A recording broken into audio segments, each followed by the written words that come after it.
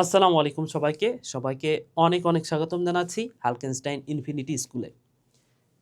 জীবকোষ ও tissue অধ্যায়টার একদম শেষ পার্টে তোমাদেরকে স্বাগতম জানাচ্ছি, অর্থাৎ আজকে পার্ট 5। এর আগের ক্লাসগুলোতে আমরা উদ্ভিদ টিস্যু নিয়ে আলোচনা করেছিলাম। সরল টিস্যু, জটিল টিস্যু, এই টপিকগুলো, কঠিন কঠিন যে টপিকগুলো, সেগুলো আমরা খুব সহজে বুঝেছি। আজকের এই ক্লাসটাতে আমি মেইনলি আলোচনা করব প্রাণী টিস্যু নিয়ে, এবং প্রাণী টিস্যু নিয়ে যা যা পড়তে হবে সব কিছু আমরা এই ক্লাসটাতে কভার করব। তো তোমাদের সাথে আছি তোমাদের মাহি ভাইয়া, পড়াশোনা করছি ঢাকা বিশ্ববিদ্যালয়ে। আসো আমরা ক্লাসটা শুরু করি। তাহলে প্রাণী টিস্যুর প্রকারভেদ যদি করতে চাই, আবরণী টিস্যু আছে, যোজক টিস্যু আছে, পেশি টিস্যু আছে, স্নায়ু টিস্যু আছে। তো আমাদের দেহে এই টিস্যুগুলো দেখা যায়। তো টিস্যুর সংজ্ঞাটা আসলে কি, এটা আমরা গত ক্লাসে জেনেছি, তাই না? তাহলে ওই যে 3টে এক পড়েছিলাম। তাহলে টিস্যু এটা হচ্ছে একই ধরনের কোষ বা ভিন্ন ধরনের কোষ হতে পারে, তবে উৎপত্তি স্থলটা একই রকমের হবে এবং কাজটা হবে একই রকমের। ঠিক আছে? এবং অনেকগুলা কোষ দ্বারা গঠিত হইতে হবে, তাই না? তাহলে আমি যদি টিস্যু আর কোষের মধ্যে পার্থক্য করতে চাই, যেমন আমি তোমাকে বলতে পারি, উদাহরণ দিতে পারি, লোহিত রক্তকণিকা, শ্বেত রক্তকণিকা, অনুচক্রিকা, এগুলো হচ্ছে এক একটা রক্তকোষ, তাই না? এগুলো হচ্ছে কোষ। তাহলে টিস্যু কি? টিস্যু হচ্ছে কোষ। তাহলে কি হচ্ছে? কোষ হচ্ছে টিস্যুর গঠন ও কাজের একক হচ্ছে কোষ। হ্যাঁ, টিস্যুর গঠন ও কাজের একক কি? কোষ। তার মানে কি, অনেকগুলা কোষ দ্বারা টিস্যু গঠিত হবে। তাহলে এই যে লোহিত রক্তকণিকা, শ্বেত রক্তকণিকা, অনুচক্রিকা, এগুলোকে বলা হচ্ছে রক্তকোষ। তো এই রক্তকোষগুলা মিলে একত্রিত হয়ে যখন একটা শারীরবৃত্তীয় কাজ করবে, তখন সেটাকে আমরা বলতে পারি টিস্যু। যেমন এই যে এই রক্তগুলো আমাদের দেহের বিভিন্ন ধরনের শারীরবৃত্তীয় কাজ নিয়ন্ত্রণ করে, আমরা একটু পরে পড়ব, বা সামনের অধ্যায়গুলোতে আছে, সেই সময়টাতে আমরা দেখব যে রক্ত কি করতেছে আসলে। তো এই হচ্ছে টিস্যু। যেমন আমাদের কানের ভেতরে যে টিস্যু, সেগুলো কি করতেছে? একই রকমের কাজ করতেছে, অর্থাৎ কানের যত টিস্যু আছে সব মিলিয়ে আমাকে শুনতে সাহায্য করতেছে। এছাড়া আমার দেহের ভারসাম্য রক্ষা করতে সাহায্য করতেছে। আমাদের নাকের যে টিস্যুগুলো আছে, সবগুলো মিলে যে কাজটা করতেছে সেটা হচ্ছে আমাকে ঘ্রাণ নিতে সাহায্য করতেছে, তাই না? ঠিক তেমনি আমাদের দেহে যত টিস্যু আছে, সব টিস্যু সব টিস্যু বিভিন্ন ধরনের শারীরবৃত্তীয় কাজ নিয়ন্ত্রণ করতেছে। ঠিক আছে? আচ্ছা, এখন এই যে টিস্যু, এই টিস্যু তো বিভিন্ন ধরনের, একটু আগে দেখলাম। আবরণী টিস্যু হইতে পারে, যোজক টিস্যু, পেশি টিস্যু, স্নায়ু টিস্যু। তো আবরণী টিস্যুর আসলে কাজ কি? নামটা শুনেই বোঝা যায় যে আবরণী টিস্যুর কাজ হচ্ছে আবরণ দেওয়া, আমার দেহকে আবরণ দেয়া। সো এই আবরণী টিস্যু নিয়ে আমরা একটু পড়াশোনা করি। তো আমরা নামটা শুনেই যে কথাটা বুঝতে পারতেছি যে আবরণী টিস্যুর কাজ হচ্ছে আবরণ দেয়া। কিন্তু প্রশ্নটা হচ্ছে, যেমন আবরণ কি? এই যে আমাদের ত্বকের আবরণ আছে না, আমাদের যে ত্বকের আবরণ, এটা তো একটা আবরণ। এখন এই আবরণ শুধু যে বাইরে থেকেই হইতে হবে, বাইরে থেকে তুমি আবরণটা দেখতে পাচ্ছ, শুধু যে বাইরে থেকে আবরণটা হইতে হবে, বিষয়টা এমন না। ভেতরের দিকেরও আবরণ হইতে পারে। যেমন আমাদের বুকের ভেতরে সেই জায়গাটাতে কিন্তু ফাঁকা জায়গা আছে। তাহলে বুকের এই জায়গাটাতে বাইরে থেকে তো একটা আবরণ আছে, আবার ভেতরের দিক থেকেও একটা আবরণ আছে। তাহলে আবরণ এটা কিন্তু বাইরের দিক থেকেও হইতে পারে, আবার ভেতরের দিক থেকেও হইতে পারে। তাহলে আমি তোমাকে যদি প্রশ্ন করি যে ভাইয়া, আবরণী টিস্যুর কাজ কি শুধুমাত্র এই আবরণ দেয়া, নাকি আরো কিছু কাজ আছে? উত্তর হচ্ছে, আবরণী টিস্যুর কাজ শুধুমাত্র আবরণ দেয়া না, এছাড়াও আরো গুরুত্বপূর্ণ কিছু কাজ করে। যেমন তুমি দেখতে পাবা যে আমাদের এই যে নাকের এই জায়গাগুলো থেকে তেল বের হয়, তার মানে কি এখানে কিছু গ্রন্থি আছে যেটা তেল নির্গমন করতেছে। আমাদের দেহ থেকে ঘাম বের হচ্ছে, তাহলে আমাদের আবরণী টিস্যুতে নিশ্চয়ই ছিদ্রপথ আছে যে দিক দিয়ে ঘাম বের হতে পারে, তাহলে আমাদের দেহ থেকে বের করে দিচ্ছে, ঘাম বের করে দিচ্ছে, তাই না? আচ্ছা, এছাড়াও আমাদের আবরণী টিস্যু আরো কিছু কাজ করে। কি কি কাজ করে? তো আমি তোমাদেরকে দেখাই, দেখো। শুধু আবরণীর কাজ শুধুমাত্র আবৃত করে রাখা না, এটা ছাড়াও আরো কিছু কাজ আছে। যেমন অঙ্গকে বাহিরের আঘাত থেকে রক্ষা করা।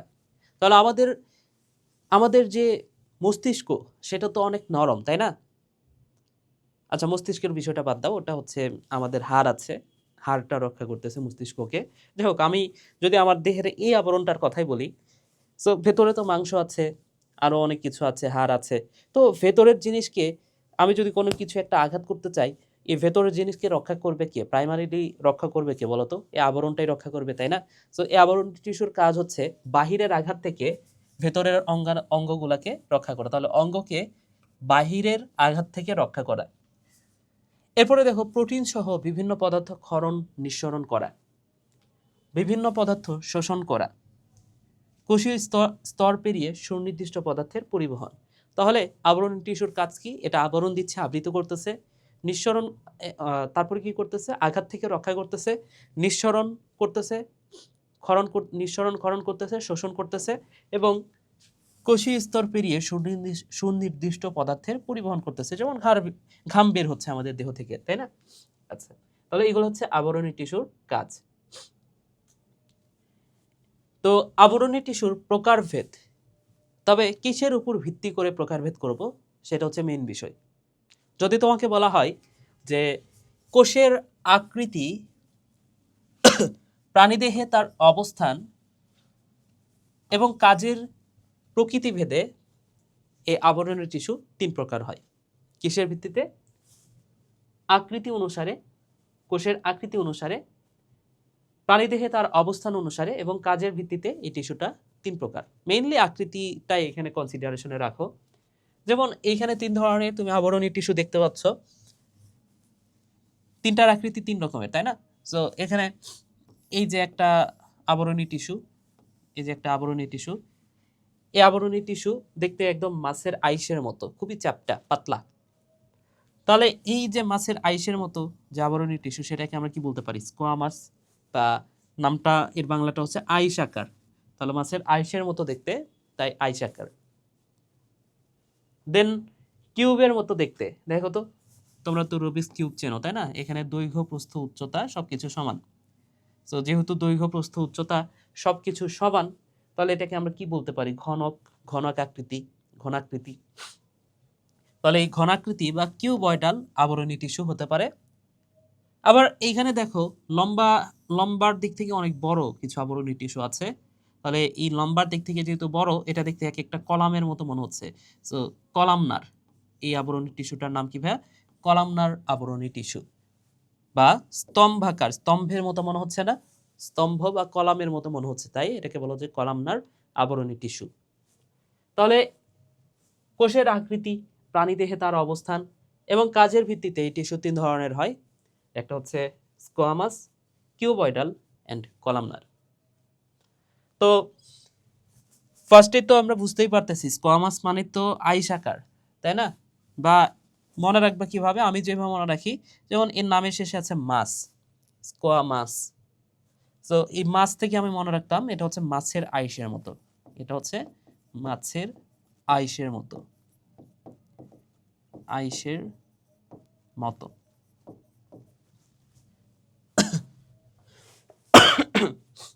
সো এই স্কোয়ামাস আবরণী টিস্যু যেটা, সেটা কোথায় পাওয়া যায় বলো তো? বৃক্কের যে বোমান্স ক্যাপসুল আছে, তাই না? সো এই যে দেখো, এটা যদি একটা বৃক্ক হয়, এখানে হচ্ছে হেনলির লুপ, আমরা এই অধ্যায় নিয়ে পড়বো, বৃক্কের যে অধ্যায়টা আছে সামনের দিকে পড়বো। হ্যাঁ, এই যে হেনলির লুপ, দেন এইখান থেকে হচ্ছে সংগ্রাহী নালিকা, তাই তো? সো এই যে বৃক্কের যে বোমান্স ক্যাপসুল, এই বোমান্স ক্যাপসুলে কোন ধরনের আবরণী কলা থাকে? আবরণী কলা থাকে স্কোয়ামাস। তাহলে বৃক্কের এই জায়গাটাতে থাকে স্কোয়ামাস, বৃক্কের এই জায়গাটাতে আছে কি বলতো? ক্যাপসুলে আছে স্কোয়ামাস। আর বৃক্কের এই যে সংগ্রাহী নালিকা যেটাকে আমরা বলতেছি, সেটাতে কি আছে? সেটাতে আছে কলামনার, সরি কলামনার বলতেছিলাম, কিউবয়েডাল। সেখানে কি আছে? সেখানে আছে হচ্ছে কিউবয়েডাল, ঠিক আছে? তাহলে বৃক্কের যে কথাটা মাথায় রাখবা সেটা হচ্ছে এই যে বোমান্স ক্যাপসুল, বোমান্স ক্যাপসুলে আছে স্কোয়ামাস, আর কিউবয়েডাল আছে কোথায়? বৃক্কের যে সংগ্রাহ নালিকা সেইখানে। আর যেটা হচ্ছে কলামনার, কলামনার এপিথেলিয়াল টিস্যু, এখানে আরেকটা নাম তোমরা দেখতে পাচ্ছ, এখানে এপিথেলিয়াল, এপি মানে হচ্ছে উপরে। সো এপিথেলিয়াল টিস্যু বলতে ওই আবরণী টিস্যুটাকেই বোঝানো হচ্ছে। তো তোমাকে যদি আবরণী টিস্যু না বলে এপিথেলিয়াল টিস্যু বলে, তাহলে কি বুঝবা বলো তো? আবরণী টিস্যুটাকেই বোঝানো হবে, ঠিক আছে? তাহলে এই যে কলামনার আবরণী টিস্যু যেটা, সেটা কোথায় পাওয়া যায়? সেটা পাওয়া যায় অন্ত্রের প্রাচীরে। তো একটু পরে আমরা দেখবো সেটা। দেখো কি বলা আছে, স্কোয়ামাস আবরণী টিস্যু। এই স্কোয়ামাস এপিথেলিয়াল টিস্যু বা আবরণী টিস্যু, এটা কি বলা আছে দেখো, কোষগুলো মাছের আঁশের মতো চ্যাপ্টা। তাহলে মাছের আঁশের মতো চ্যাপ্টা হবে, নিউক্লিয়াসটা বড় আকারের হবে, এবং এটা কোথায় পাওয়া যায়? বৃক্কের বোমান্স ক্যাপসুলের প্রাচীরে পাওয়া যায়। তাহলে বৃক্কের বোমান্স ক্যাপসুল, এটা তোমরা হচ্ছে রেচন অধ্যায়টাতে পড়বা। এই বোমান্স ক্যাপসুল এটা কিন্তু ছাকনির মতো কাজ করে। যেহেতু এটা ছাকনির মতো কাজ করতেছে, তার মানে আমি কি বলতে পারি, এই আবরণী কলা যেটা স্কোয়ামাস আবরণী কলা যেটা খুবই পাতলা, সেটাও কিন্তু ছাকনির মতো কাজ করবে, তাই না? তাহলে যে প্রাচীরটা, যে আবরণী কলাটা খুবই পাতলা, ছাকনি আমরা এই আবরণটা যদি অনেক বেশি পুরু হইতো, মোটা হইতো, তাহলে কি সেটা ছাকনির মতো কাজ করতে পারতো? অবশ্যই না। এই প্রাচীরটা যেহেতু অনেক বেশি পাতলা, এই যে মাছের আইসের মতো চ্যাপ্টা, যেহেতু চ্যাপ্টা, এ কারণে এটা ছাকনি হিসেবে কাজ করবে। তাহলে এটা আবরণ হিসেবে তো কাজ করবে, যেহেতু এটা আবরণী কলা, আবরণ হিসেবে কাজ করবে, পাশাপাশি এটা ছাকনির মতো কাজ করবে। সিম্পল। দেন কিউবয়েডাল আবরণী টিস্যু। তাহলে একটা কিউবের আকৃতিটা কেমন হয় বলতো? এখানে দৈর্ঘ্য, প্রস্থ, উচ্চতা সবকিছু সমান হতে হবে, তাই না? তাহলে এটার যখন দৈর্ঘ্য, প্রস্থ, উচ্চতা প্রায় সমান হবে, তখন সেটাকে একটা কিউবের মতো বা ঘনাকার দেখাবে। তখন সেটাকে আমরা বলবো কিউবয়েডাল এপিথেলিয়াল টিস্যু।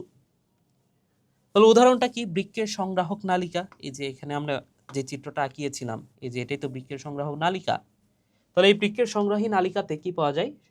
এই কিউবয়েডাল আবরণী টিস্যু পাওয়া যায়। এবং এটার কাজ হচ্ছে মেইনলি পরিশোষণ করা। আবরণ তো দিবেই, আবরণ তো 100% দিবে, তার সাথে আরও একটা কাজ হচ্ছে পরিশোষণ করা। এটাও মাথায় রেখো, ঠিক আছে? সো এটার কাজ কি? পরিশোষণ করা এবং আবরণ দেয়া, ঠিক আছে?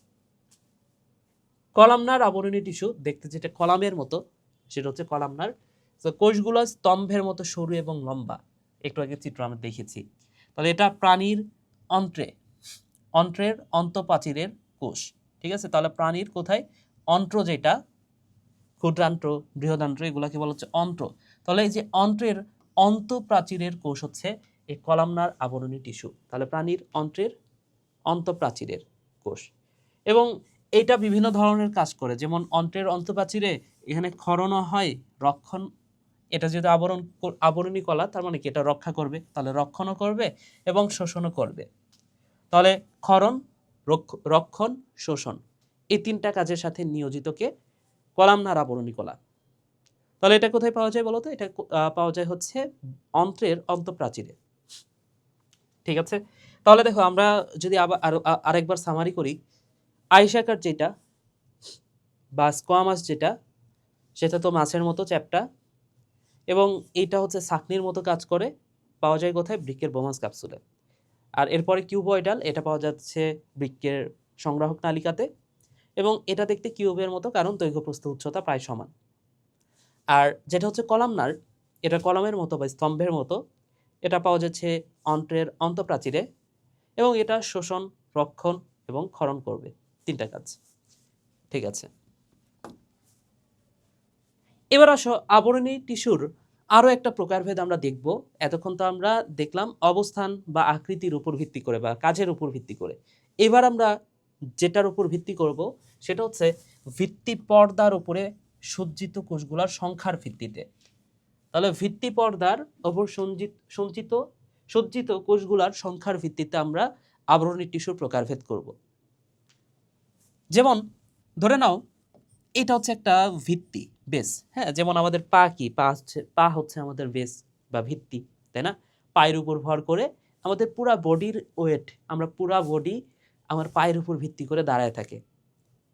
তাহলে আবরণী কলারও এরকম একটা ভিত্তি থাকে, একটা বেস থাকে। ধরে নাও এটাই সেই বেস, এটাই সেই বেস।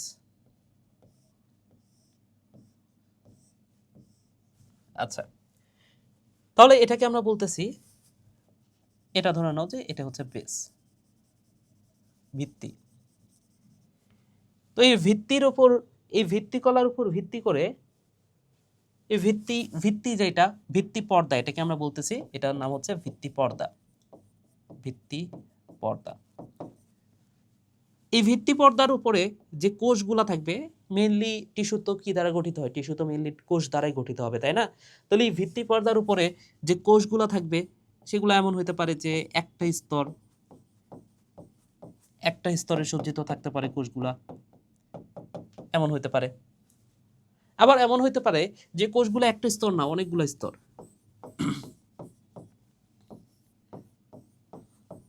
এরকম অনেকগুলো স্তরে সজ্জিত থাকতে পারে, তাই না, ভিত্তি পর্দার উপরে। তাহলে এরকম হতে পারে। তাহলে এই দুইটা সিনারিও একটু কল্পনা করো যে ভিত্তি পর্দার উপরে একটা স্তরে সজ্জিত অথবা অনেকগুলো স্তরে সজ্জিত। যেমন এইখানে এই চিত্রটা ভালো করে হয়তো বা বুঝতেছো কি না, যেমন এইখানে হচ্ছে এই যে এটা নিচে হচ্ছে বেস লাইন বা ভিত্তি পর্দা। এই ভিত্তি পর্দার উপরে এইখানে তুমি দেখতে পাচ্ছ মাত্র একটাই স্তরে সজ্জিত, একটাই স্তর আছে। কিন্তু এখানে দুইটা স্তর আমরা দেখতে পাচ্ছি, এই যে একটা স্তর আর উপরে আরো একটা স্তর আছে। তাহলে যদি একটা স্তর থাকে ভিত্তি পর্দার উপরে, যদি মাত্র একটা স্তর থাকে, তাহলে তো সেটা সাধারণ, খুবই সাধারণ, তাই না? তাহলে সেটাকে আমরা বলবো সিম্পল আবরণী কলা বা সাধারণ আবরণী কলা, তাই কিনা? তাহলে দেখো ভাইয়া, আবরণী টিস্যু এটা হতে পারে কিসের উপর ভিত্তি করে? বেসের উপর ভিত্তি করে বা ভিত্তি পর্দার উপর ভিত্তি করে। তাহলে ভিত্তি পর্দার ওপরে যদি এক স্তরে সজ্জিত থাকে, ধরেন এটা হচ্ছে ভিত্তি পর্দা, তার উপরে একটা স্তরে সজ্জিত, যদি এক স্তরে সজ্জিত থাকে তখন সেটাকে আমরা বলবো সাধারণ আবরণী কলা। উদাহরণ আমি দিতে পারি। সাধারণ আবরণী কলার উদাহরণ হচ্ছে যে এইখানে আমরা যে তিনটা পড়ছি না, একটা হচ্ছে স্কোয়ামাস, এর উদাহরণটা কি ছিল? বৃক্কের বোমান্স ক্যাপসুল। কিউবয়েডালের উদাহরণ কি ছিল? বৃক্কের সংগ্রাহ নালিকা। এবং কলামনারের উদাহরণ কি ছিল? অন্ত্রের অন্তঃপ্রাচীর। তো এই তিনটা উদাহরণই এই সাধারণ আবরণী কলার, ঠিক আছে? তাহলে সাধারণ আবরণী কলার উদাহরণ কিন্তু এই তিনটাই। তাহলে দেখো, বোমান্স ক্যাপসুল, বৃক্কের সংগ্রাহ নালিকা এবং অন্তঃপ্রাচীর। তাহলে এর আগে যে তিনটা আমরা উদাহরণ পড়লাম কাজে আকৃতির উপর ভিত্তি করে, যে প্রকারভেদটা পড়লাম, ওগুলো কিন্তু সাধারণ আবরণী কলা ছিল। তাহলে বৃক্কের বোমান্স ক্যাপসুল, বৃক্কের সংগ্রাহ নালিকা এবং অন্তঃপ্রাচীর, তিনটা জায়গাতে এই সাধারণ আবরণী টিস্যু পাওয়া যায়, ঠিক আছে? এরপরে দেখো স্ট্র্যাটিফাইড আবরণী কলা। তাহলে ভিত্তি পর্দার উপরে কোষগুলা একাধিক স্তরে সজ্জিত থাকতে হবে। তাহলে যদি একাধিক স্তরে সজ্জিত থাকে তখন সেটাকে আমরা বলবো স্ট্র্যাটিফাইড। তাহলে দেখো ভাইয়া, এখানে যে স্তরটা সেটা দেখো একাধিক স্তরে সজ্জিত। এটা একটা স্তর, এটা আরেকটা স্তর, এটা আরেকটি স্তর, এই যে এরকম একাধিক স্তরে যদি কোষগুলো সজ্জিত থাকে তখন সেটাকে আমরা বলবো স্ট্র্যাটিফাইড। তো স্ট্র্যাটিফাইড আবরণী কলার উদাহরণটা কি দেখো? উদাহরণ হচ্ছে আমাদের যে ত্বক, মেরুদণ্ডী প্রাণীর ত্বক, আমাদের যে ত্বক সেটা হচ্ছে স্ট্র্যাটিফাইড আবরণী কলা। এখন এই স্ট্র্যাটিফাইডের মধ্যে একটা বিশেষ ধরনের স্ট্র্যাটিফাইড আছে যাদেরকে বলা হয় ট্রানজিশনাল। তো এইখানে এই যে স্তরটা, ধরে নাও যে এখানে কয়টা স্তর আছে? 4টা স্তর আছে। তো ট্রানজিশনাল মানে হচ্ছে এই স্তরগুলা চেঞ্জ হতে পারে। ধরে নাও হঠাৎ করে এখন আছে 6 থেকে 7টা স্তর আছে, হঠাৎ করে কিছুক্ষণ পরে দেখতেছো যে না 6 থেকে 7টা নাই, এটা 4 থেকে 5টা হয়ে গেছে। আবার দেখতেছো আবার 7 থেকে 8টা হয়ে গেছে। তাহলে এখানে আরেকটা কথা লেখা আছে, তা দেখো, এমন স্ট্র্যাটিফাইড আবরণী টিস্যু আছে যার স্তরের সংখ্যা মিনিটে মিনিটে পাল্টে যেতে পারে। কখনো দেখা যায় 3 থেকে 4টি স্তর, আবার পরেক্ষণে দেখা যায় 7 থেকে 8টি স্তর। তাই একে বলা হচ্ছে ট্রানজিশনাল আবরণী টিস্যু। তাহলে যেই আবরণী টিস্যু বা যে স্ট্র্যাটিফাইড আবরণী টিস্যুর যে কোষগুলা বা কোষ স্তর যেটা, সেটা মিনিটে মিনিটে পাল্টে যায়, সেটাকে আমরা বলতে পারি ট্রানজিশনাল আবরণী টিস্যু। তাহলে এমন স্ট্র্যাটিফাইড আবরণী টিস্যু আছে যার স্তরের সংখ্যা মিনিটের মধ্যে পাল্টে যেতে পারে। হ্যাঁ, কখনো দেখা যাচ্ছে যে 3 থেকে 4টি, হঠাৎ করে সেটা 7 থেকে 8টি হয়ে গেছে, তখন সেটাকে আমরা বলবো ট্রানজিশনাল। আশা করি বুঝতে পেরেছ। তাহলে এ হচ্ছে স্ট্র্যাটিফাইড। দেন এরপরে দেখো সিউডো স্ট্র্যাটিফাইড। তাহলে এখানে নামের মধ্যে আছে সিউডো বা সুডো, এবং এই সিউডো বা সুডো তোমরা ফেসবুকে ঢুকলে এখন সুডো নিউজের ছড়াছড়ি পাবা। নির্বাচন চলতেছে, তার মানে কি? সুডো নিউজ, ভুয়া নিউজ, মিথ্যা নিউজ। তাহলে এই সিউডো কথাটার অর্থ কি? ভুয়া। অনেক নিউজ ভুয়া পাওয়া যায়, তাই না, ফেসবুকে। তাহলে এই সিউডো নিউজ মানে হচ্ছে, সিউডো মানে যেহেতু ভুয়া, তাহলে সিউডো স্ট্র্যাটিফাইড মানে কি? ভুয়া স্ট্র্যাটিফাইড, তাই না? তাহলে স্ট্রাটিফাইড মানে কি? স্ট্রাটিফাইড মানে হচ্ছে যে একটা ভিত্তি পর্দার উপরে অনেকগুলো স্তরে সজ্জিত থাকবে, এটাই তো স্ট্রাটিফাইড। তাহলে ভুয়া স্ট্রাটিফাইড মানে কি বোঝানো হচ্ছে ভাইয়া? ভুয়া স্ট্রাটিফাইড মানে হচ্ছে এটা আসলে এক স্তরে সজ্জিত, অনেকগুলো স্তরে সজ্জিত না, কিন্তু দেখতে মনে হয় অনেকগুলো স্তরে সজ্জিত। যেমন আমি যদি ছোট্ট একটা উদাহরণ দিয়ে তোমাকে বোঝানোর চেষ্টা করি, দেখো ধরে নাও এটা একটা ভিত্তি পর্দা, আচ্ছা এভাবে না, এটা একটা ভিত্তি পর্দা ধরে নাও, এটা হচ্ছে একটা ভিত্তি পর্দা। তো এই ভিত্তি পর্দার উপরে কোষগুলা সজ্জিত আছে, ধরো একটা কোষ এইভাবে সজ্জিত আছে, আরেকটা কোষ এইভাবে সজ্জিত আছে, আরেকটা কোষ এইভাবে সজ্জিত আছে, আরেকটা কোষ এইভাবে সজ্জিত আছে, আরেকটা কোষ এইভাবে সজ্জিত আছে, ঠিক আছে, আরেকটা কোষ এইভাবে সজ্জিত আছে। তাহলে দেখো তো এখানে মনে হচ্ছে না যে একটার উপরে এটা আরেকটা স্তর, ঠিক আছে, একটার উপরে আরেকটা স্তর মনে হচ্ছে না, কিন্তু না, এখানে কিন্তু একটা স্তরে আছে, ঠিক আছে। অর্থাৎ যদি কোষগুলো আমি আরেকবার একটু চিত্র আঁকানোর চেষ্টা করি তাহলে বুঝতে পারবে আশা করি, যে এখানে দুইটা স্তর নাই, এখানে দেখে মনে হচ্ছে যে দুইটা স্তর, কিন্তু একটা স্তর। ধরে নাও একটা হচ্ছে এইভাবে আমি দিলাম, আরেকটা দিলাম এইভাবে, আরেকটা দিলাম এইভাবে, আরেকটা দিলাম এইভাবে, ঠিক আছে। তাহলে এটা একটা কোষ, এটা একটা কোষ, এটা একটা কোষ, এটা একটা কোষ। তো মনে হচ্ছে, দেখে মনে হচ্ছে যে এটার উপরে এটা আছে, কিন্তু না, এটা তো সেম সেম রোতে আছে, তাই না? তো এখানে কি আছে, এখানে কি দেখতে মনে হচ্ছে যে এখানে স্তর হচ্ছে দুইটা, কিন্তু আসলে স্তর কিন্তু একটাই। তাহলে এই ধরনের স্ট্র্যাটিফাইডকে আমরা বলতে পারি সিউডো স্ট্র্যাটিফাইড, ঠিক আছে, অর্থাৎ ভুয়া স্ট্র্যাটিফাইড। দেখে মনে হবে যে অনেকগুলা, কিন্তু একটাই। তাহলে দেখো টিস্যুর কোষগুলা ভিত্তি পর্দার উপরে এক স্তরে বিন্যস্ত থাকে, আসলে এক স্তরে বিন্যস্ত থাকে, তবে কোষগুলা বিভিন্ন উচ্চতার হওয়ায় এই টিস্যুগুলাকে দেখতে মনে হচ্ছে স্তরীভূত। তাহলে কোষগুলা বিভিন্ন উচ্চতার হওয়ার কারণে এই কোষগুলা দেখে মনে হয় যে আসলে অনেকগুলো স্তর দ্বারা গঠিত, ঠিক আছে। সো এটা হচ্ছে সিউডো স্ট্র্যাটিফাইড। তাহলে আমাদের যে শ্বাসনালী, ট্রাকিয়া, এই ট্রাকিয়াতে কিন্তু এই সিউডো স্ট্র্যাটিফাইড আবরণী টিস্যু থাকে, এই কথাটা ভাইয়া মাথায় রেখো, ঠিক আছে। সিউডো স্ট্র্যাটিফাইড কোথায় থাকে? ট্রাকিয়াতে। আমাদের ত্বকে থাকে কি? স্ট্র্যাটিফাইড। আর ওই যে বোমাস ক্যাপসুল, দেন বৃক্কের সংগ্রাহক নালিকা, এবং আরেকটা কি বললাম বলতো, আরেকটা হচ্ছে ওই যে অন্ত্রের প্রাচীর। এই তিনটা জায়গাতে কি থাকে? সাধারণ। তাহলে এইগুলা থেকে না প্রশ্ন হয়, এবং প্রশ্ন যদি আসে, কিভাবে প্রশ্ন আসতে পারে, তোমাকে এখানে উদ্দীপকের চিত্র দিয়ে দিতে পারে। এই চিত্রগুলা নর্মালি খুব বেশি আঁকাইতে দিবে না তোমাকে, কারণ চিত্রগুলো অনেকটা ইজি।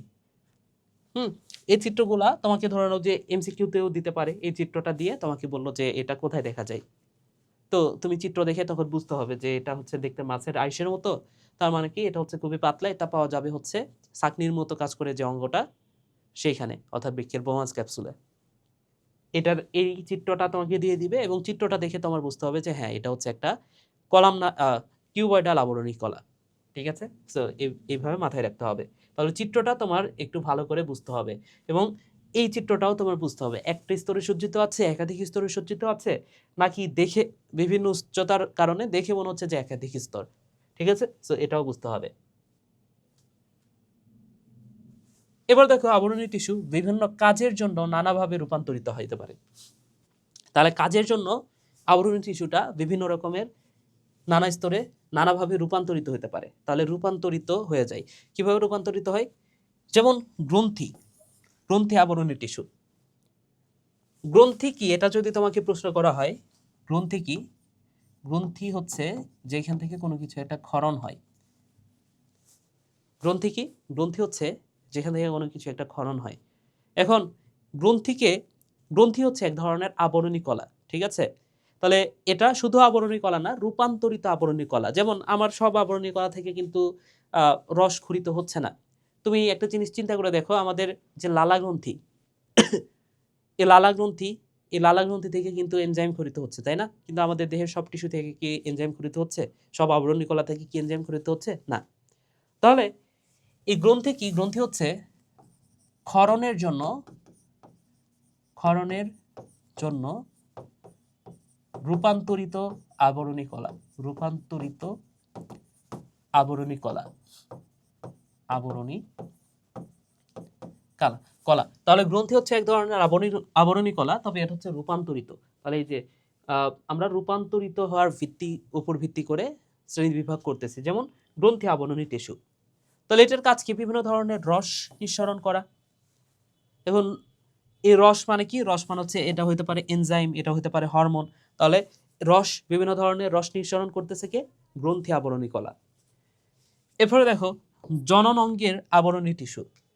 তো জনন অঙ্গ নামটা শুনেই বুঝতে পারতেছো যে এইখানে জনন কোষ রিলেটেড কোনো কিছু একটা থাকবে, অর্থাৎ ডিম্বাণু, শুক্রাণু।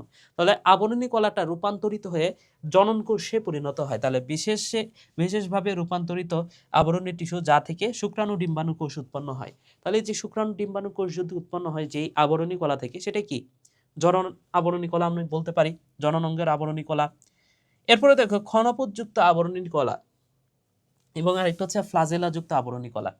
তাহলে এই ফ্লাজেলাযুক্ত আবরণী কলা এবং ক্ষণপথযুক্ত আবরণী কলা, এটা দুইটাই দেখা যায় হাইড্রাতে। সো হাইড্রা কি এটা হয়তো বা তোমরা জানো না, তবে যখন তোমরা ইন্টারমিডিয়েটে উঠবা সেই সময় হাইড্রা নিয়ে বিস্তারিত একটা পুরো অধ্যায় আছে হাইড্রা নিয়ে। এবং হাইড্রা এমন একটা জীব যে জীবের কোনো মৃত্যু নাই। হ্যাঁ, তোমরা আরেকটু বড় ক্লাসে উঠলেই তখন পাবা। সো হাইড্রার স্বাভাবিক কোনো মৃত্যু নাই, হাইড্রা অমর বলা যায়। হাইড্রাকে তুমি যদি মাঝ বরাবর কেটে ফেলো, দুইটা দুইটা অংশ থেকে দুইটা আলাদা হাইড্রার জন্ম নিবে। ঠিক আছে? সো এ হচ্ছে হাইড্রা। তো এই হাইড্রা হচ্ছে একটা প্রাণী।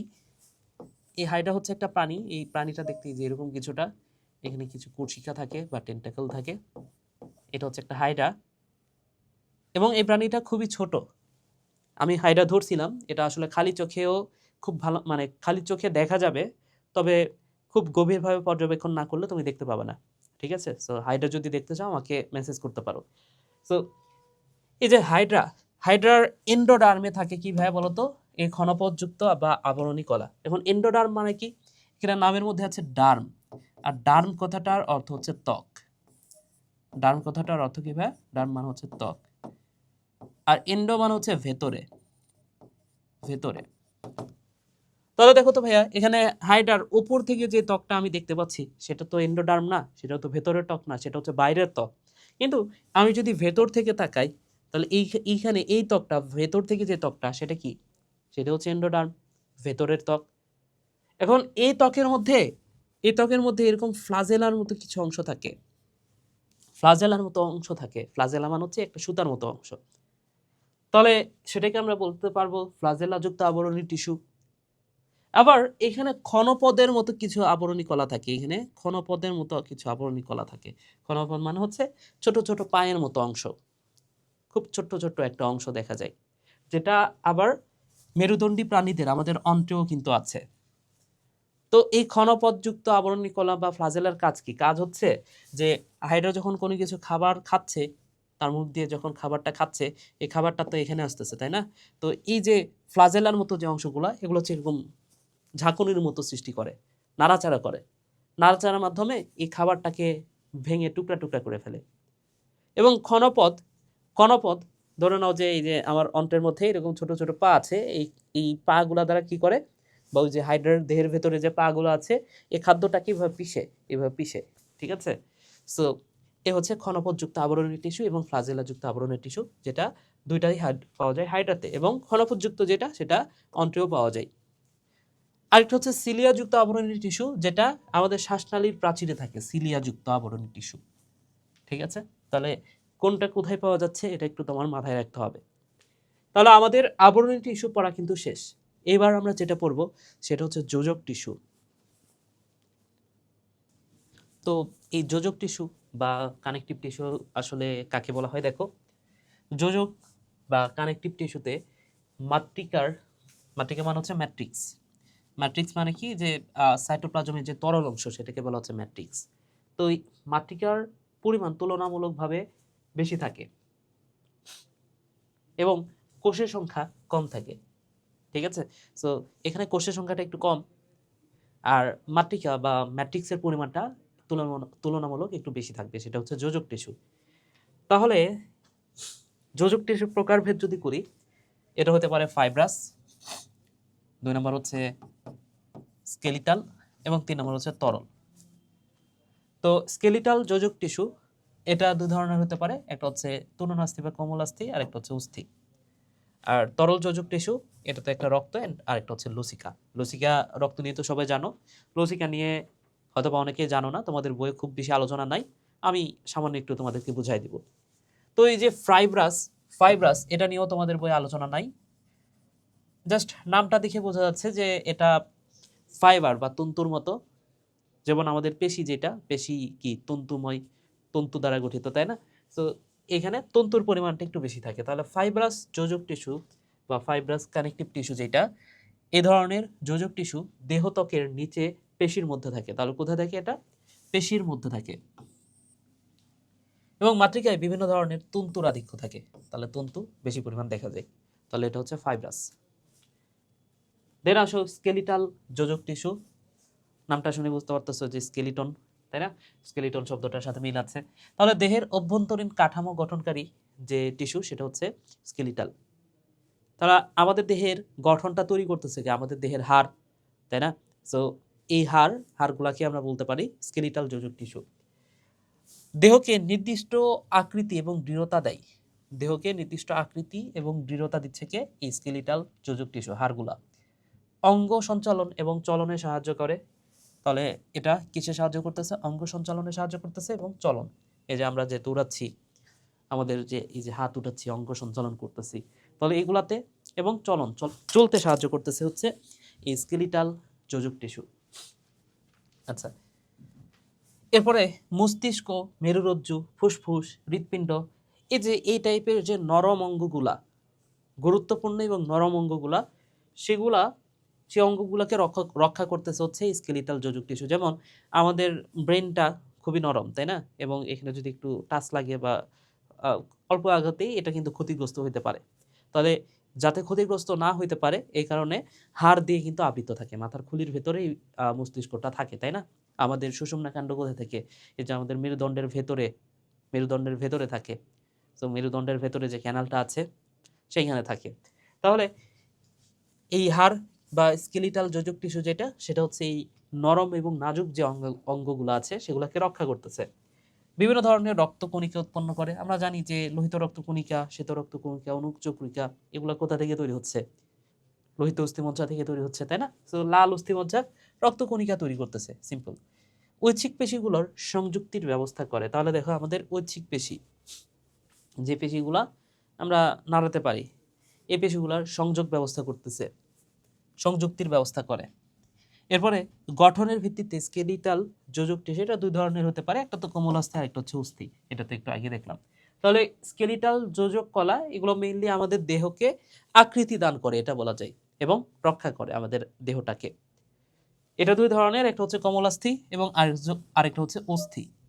তো যেটা কমলাস্থি সেটা হচ্ছে নমনীয়, কমল, নামটা শুনে বুঝতে পারতেছো যে কোমল যে অস্থি, সেটাকে আমরা বলতে পারি কমলাস্থি, এবং এটা নমনীয়। এটা কি ভাইয়া বলতো? এটা হচ্ছে নমনীয়। আর অস্থি এটা নমনীয় না, এটা হচ্ছে ভঙ্গুর, ভেঙে যাইতে পারে। অস্থি হচ্ছে ভঙ্গুর, ঠিক আছে? অনমনীয় বলা যায়, এটা যদি নমনীয় হয় এটা হচ্ছে অনমনীয়, অনমনীয়। আর এটা নমনীয় যেহেতু, তার মানে কি এটাকে আমরা স্থিতিস্থাপকও বলতে পারি, স্থিতিস্থাপকও বলতে পারি, স্থিতিস্থাপক।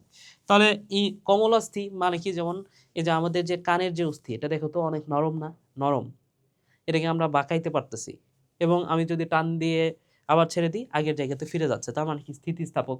তাহলে এ হচ্ছে কমলাস্থির বৈশিষ্ট্য, নমনীয়, স্থিতিস্থাপক। কিন্তু অস্থি তুমি যদি বাঁকাইতে যাও ভেঙে যাবে, তার মানে কি? ভঙ্গুর। আর যেহেতু ভঙ্গুর, তার মানে কি? এটা নরম না, অনমনীয়, খুবই শক্ত, ঠিক আছে? তাহলে এটা হচ্ছে অস্থির বৈশিষ্ট্য। তাহলে এই হচ্ছে স্কেলিটাল যোজক টিস্যু। এবার আসো তরল যোজক টিস্যু। আচ্ছা, যোজক টিস্যু মানে কি? যোজক টিস্যুর সংজ্ঞা কিভাবে লিখতে হবে সেটা তো প্রথমে দেখলাম। যোজক টিস্যু নামটা শুনে বুঝতে পারতে হচ্ছে যে এটা যুক্ত করবে কানেকটিভ টিস্যু, কানেকশন তৈরি করবে যে টিস্যুগুলা, সেটা হচ্ছে যোজক টিস্যু। যেমন রক্ত, রক্ত কি করে বলতো? আমাদের পুরো বডির একটা কানেকশন তৈরি করে না, কানেকশন রক্ষা করে। তাহলে এটা হচ্ছে একটা যোজক টিস্যু, তাই না? এবং রক্ত যেহেতু তরল, তাহলে এটা কি? তরল যোজক টিস্যু। তাহলে দেখো ভাইয়া, রক্ত কি করতেছে আমাদের পুরা বডির প্রত্যেকটা কোষের মধ্যে সংযোগ স্থাপন করতেছে। তাহলে যোজক টিস্যুর কাজই হচ্ছে সংযোগ তৈরি করা বা সংযোগ রক্ষা করা। তাহলে তরল টিস্যুর আম, এই যে এটাকে যেহেতু তরল যোজক টিস্যু বলা হচ্ছে, তার মানে কি তরল টিস্যুর মাতৃকা তরল। মাতৃকায় বিভিন্ন ধরনের জৈব পদার্থ দ্রবীভূত অবস্থায় থাকে। প্রধান কাজ দেহের অভ্যন্তরে বিভিন্ন দ্রব্যাদি পরিবহন করা। রক্তের কাজ আসলে কি বিভিন্ন দ্রব্যাদি যেমন গ্লুকোজ পরিবহন করা। রক্তের মধ্যে শ্বেত রক্তকণিকা আছে। তো আমাদের দেহ যদি রোগাক্রান্ত হয়, কোনো জীবাণু যদি আমাদের দেহে প্রবেশ করে, সেই জীবাণুটাকে ধ্বংস করে ফেলা কার কাজ? শ্বেত রক্তকণিকার কাজ, তাই না? তাহলে এই যে রোগ প্রতিরোধ করতেছে আমাদের দেহে। এছাড়াও রক্ত জমাট বাঁধায় আমাদের দেহের হাতের বা যে কোনো দেহের যে কোনো জায়গায় যদি কেটে যায়, সেক্ষেত্রে রক্তের মধ্যেই থাকে অণুচক্রিকা, এবং এই অণুচক্রিকা রক্ত জমাট বাঁধতে কিন্তু সাহায্য করে, তাই না? সো রক্ত জমাট বাঁধায় বিশেষ ভূমিকা পালন করে। তরল যোজক টিস্যু এটা দুই ধরনের, একটা হচ্ছে রক্ত এবং লসিকা। তো এই যে রক্ত, এই রক্ত নিয়ে কিন্তু একটা চ্যাপ্টারই আছে, এই অধ্যায়ে সামান্য একটু আলোচনা আছে। যেমন কিছুক্ষণ পরেও আরো কিছু টপিক পাবো আমরা, যেমন রেচনতন্ত্র। তো রেচনতন্ত্র নিয়ে একটা পুরো অধ্যায় আছে, সেই অধ্যায়ে আলোচনা করা আছে। এছাড়াও স্নায়ু টিস্যু আছে এর পরেই। তো স্নায়ু টিস্যু নিয়েও কিন্তু এই অধ্যায়ে আলোচনার তেমন কোনো কিছু নাই, কারণ সেগুলো নিয়ে একটা অধ্যায়ই আছে। তো সেই অধ্যায়গুলোতে আমরা পড়বো। তারপরেও রক্ত নিয়ে অল্প কিছু কথা বলে দিই। যেমন রক্ত হচ্ছে, রক্তের সংজ্ঞাটা কি? রক্ত হচ্ছে এক ধরনের ক্ষারীয়, ঈষৎ লবণাক্ত, হালকা লবণাক্ত, লাল বর্ণের তরল যোজক কলা। রক্ত কি বলতো? রক্ত হচ্ছে ক্ষারীয়, ঈষৎ লবণাক্ত, লাল বর্ণের তরল যোজক কলা। তাহলে কেন লাল বর্ণ হয় বলতো? কারণ রক্তের মধ্যে লোহিত রক্তকণিকায় কি থাকে? হিমোগ্লোবিন থাকে। হিমোগ্লোবিন, এই হিমোগ্লোবিনের উপস্থিতির কারণে কি হয় বলতো ভাইয়া? রক্ত লাল হয়। তাহলে হিমোগ্লোবিনের উপস্থিতির কারণে এই রক্তটা লাল হয়। তাহলে রক্ত এটা কি বলা আছে দেখো, ধমনী, শিরা, কৈশিক নালীর মধ্যে দিয়ে প্রবাহিত হয়ে রক্ত অভ্যন্তরীণ পরিবহনে অংশ নেয়। তাহলে এটা কি ধমনী, শিরা এবং কৈশিক নালিকার মধ্যে দিয়ে প্রবাহিত হয়। দেখো আমাদের দেহের যে সংবহন তন্ত্র, সেই সংবহন তন্ত্রকে বলা হয় বদ্ধ রক্ত সংবহন তন্ত্র। বদ্ধ রক্ত সংবহন তন্ত্র, রক্ত সংবহন তন্ত্র। আমাদের দেহে দেখা যায় এই বদ্ধ রক্ত সংবহন তন্ত্র। এবং আরো একটা রক্ত সংবহন তন্ত্র আছে, যেটাকে বলা হচ্ছে মুক্ত রক্ত সংবহন তন্ত্র। মুক্ত রক্ত সংবহন তন্ত্র মানে কি? ধরে নাও দেহের মধ্যে একটা গহ্বর আছে, এটা হচ্ছে একটা ফাঁকা জায়গা, ফাঁকা জায়গাটাকে বলা হচ্ছে গহ্বর। তো এই ফাঁকা জায়গার ভেতরে যদি রক্ত অবস্থান করে, সেটা হচ্ছে এই ফাঁকা জায়গার মধ্যে ধরে নাও যে রক্ত অবস্থান করতেছে, এই ফাঁকা জায়গার মধ্যে অবস্থান করলে তখন সেটাকে আমরা বলবো মুক্ত। যেমন আমাদের দেহের ভেতরে এই যে এই পেটের এই জায়গাটাতে কি ফাঁকা জায়গা আছে না, যেখানে পাকস্থলী থাকে, আরো অনেক অঙ্গগুলা থাকে না? তো এর মধ্যে এই পুরা গহ্বরটায় যদি রক্ত দ্বারা পূর্ণ থাকতো, তখন সেটাকে আমরা বলতাম মুক্ত রক্ত সংবহন তন্ত্র। কিন্তু আমাদের দেহে রক্তটা কোথায় থেকে আসলে? আমাদের দেহের যে এই যে রগগুলা দেখতে পাচ্ছ, ধমনী, শিরা অথবা কৈশিক জালিকার মধ্যে। তাহলে আমাদের রক্তটা শুধুমাত্র কিন্তু এই ধমনীর মধ্যেই আছে, শুধুমাত্র এই শিরার মধ্যেই আছে। আমাদের দেহের সব জায়গাতে রক্ত নাই। এখন তোমার প্রশ্ন হতে পারে যে ভাইয়া, যদি ধমনী শিরার মধ্যে রক্তটা থাকে, তাহলে তো আমি দেখতে পাচ্ছি যে এই যে ধমনী, এই যে রগ, তাহলে শুধুমাত্র রগ কাটলেই তো রক্ত পড়ার কথা। কিন্তু আমার যদি হালকা একটু পিনও ফুটে যায়, ছোট্ট একটা জায়গাও যদি কেটে যায়, তারপরেও তো রক্ত পড়তেছে। তাহলে সেখানে তো ধমনী শিরা নাই, তাহলে কিভাবে কাটতেছে রক্ত, কিভাবে রক্ত পড়তেছে? বিষয়টা হচ্ছে দেখো ভাইয়া, ধরে নাও এটা হচ্ছে একটা ধমনী এবং এটা হচ্ছে একটা শিরা। এই ধমনী আর শিরার মাঝখানে, ধমনী আর শিরার মাঝখানে অসংখ্য ছোট ছোট নালী থাকে।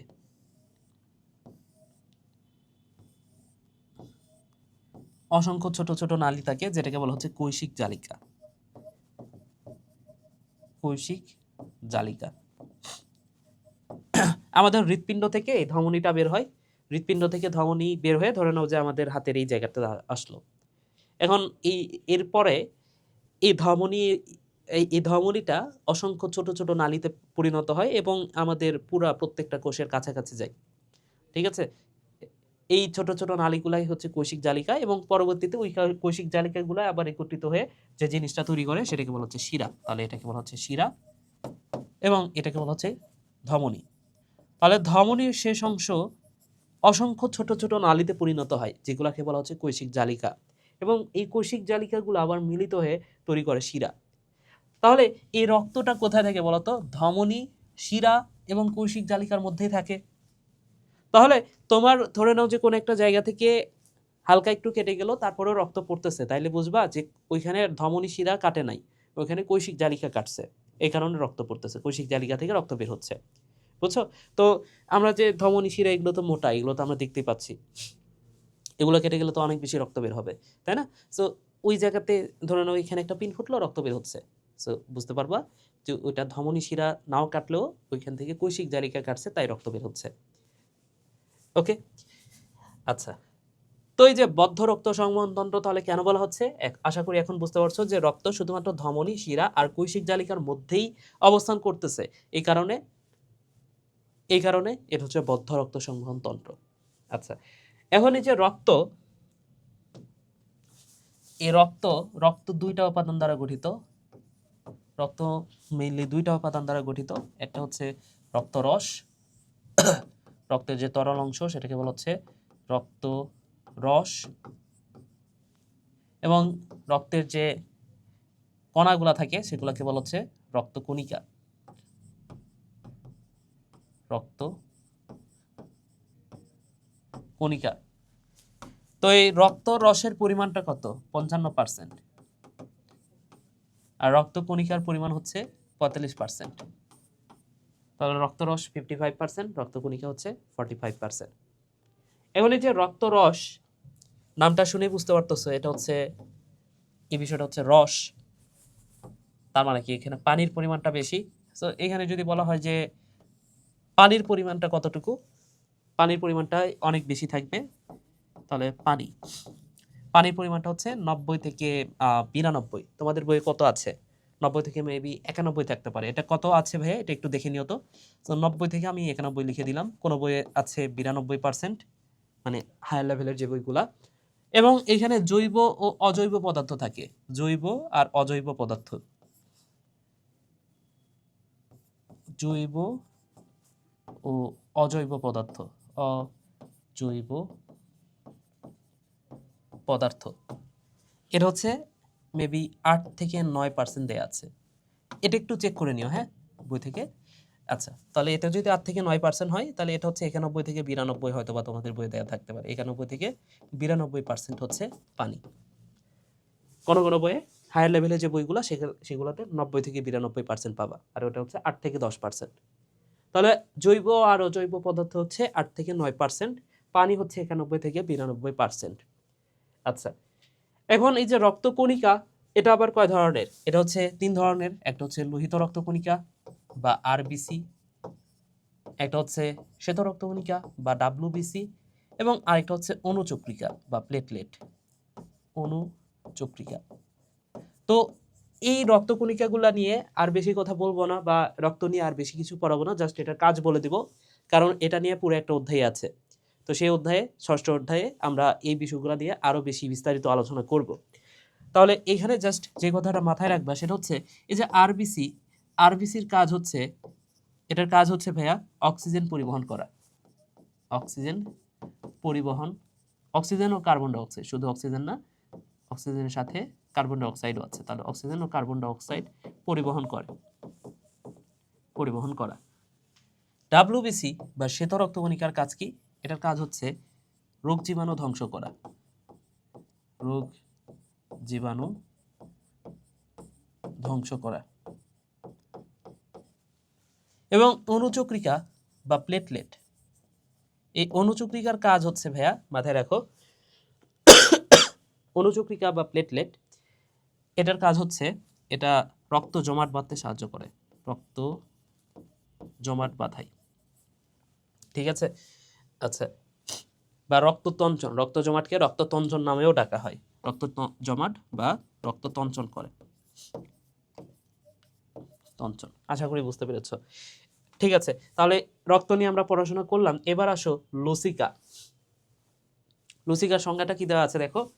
মানবদেহে বিভিন্ন টিস্যুর মধ্যবর্তী ফাঁকা স্থানে যে জলীয় পদার্থ জমা হয় তাকে বলা হচ্ছে লসিকা। আরো একবার পড়ি, মানবদেহের বিভিন্ন টিস্যুর মধ্যবর্তী ফাঁকা স্থানে যে জলীয় পদার্থ জমা হয় সেটাকে বলা হচ্ছে লসিকা। কি বোঝাচ্ছে আমি বুঝাই দিচ্ছি, দেখো এটা বোঝা একটু কষ্টসাধ্য তোমাদের জন্য। আচ্ছা,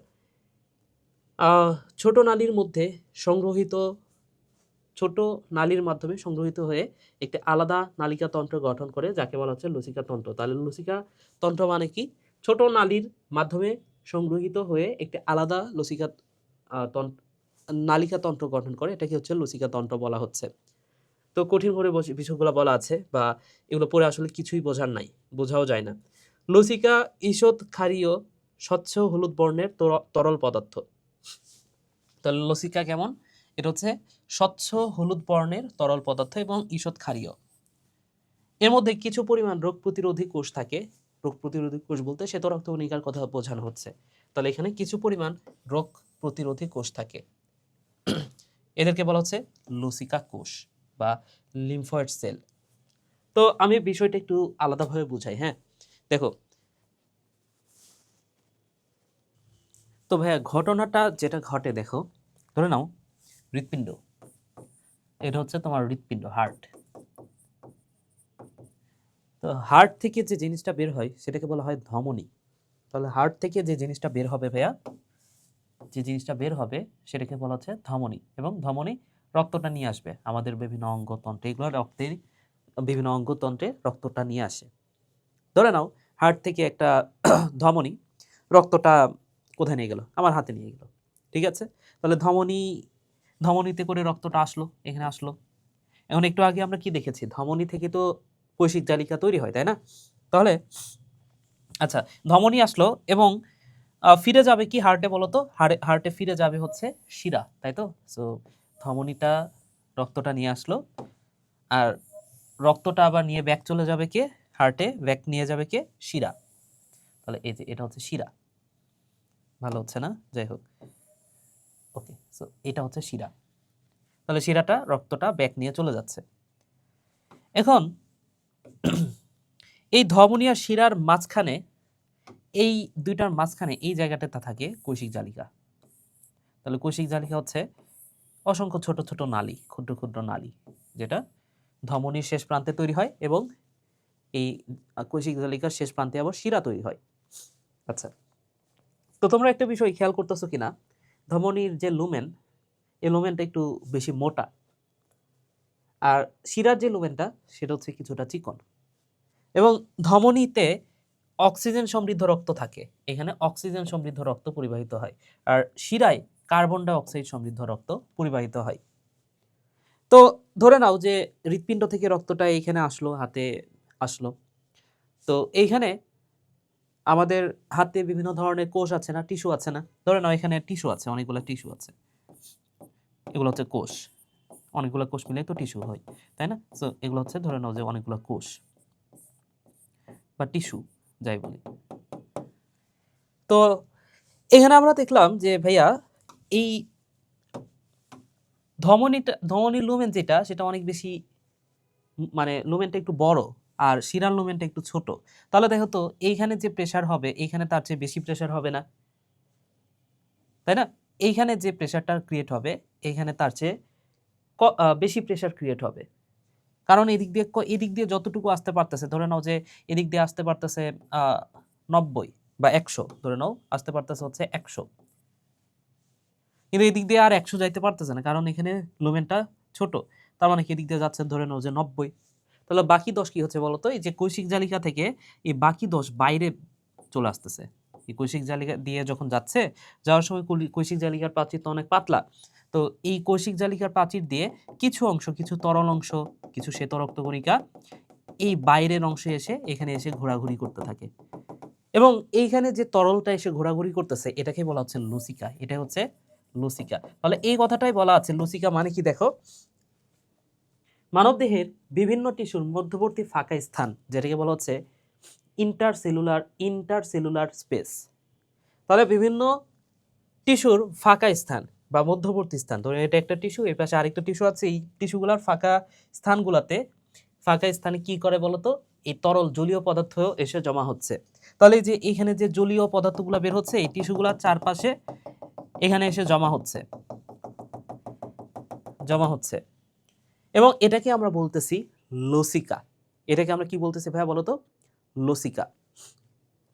এখন একটা বিষয় বুঝছো, ধরে নাও আমাদের হৃৎপিণ্ড সবসময় তো রক্ত পাম্প করতেছে, তাই না?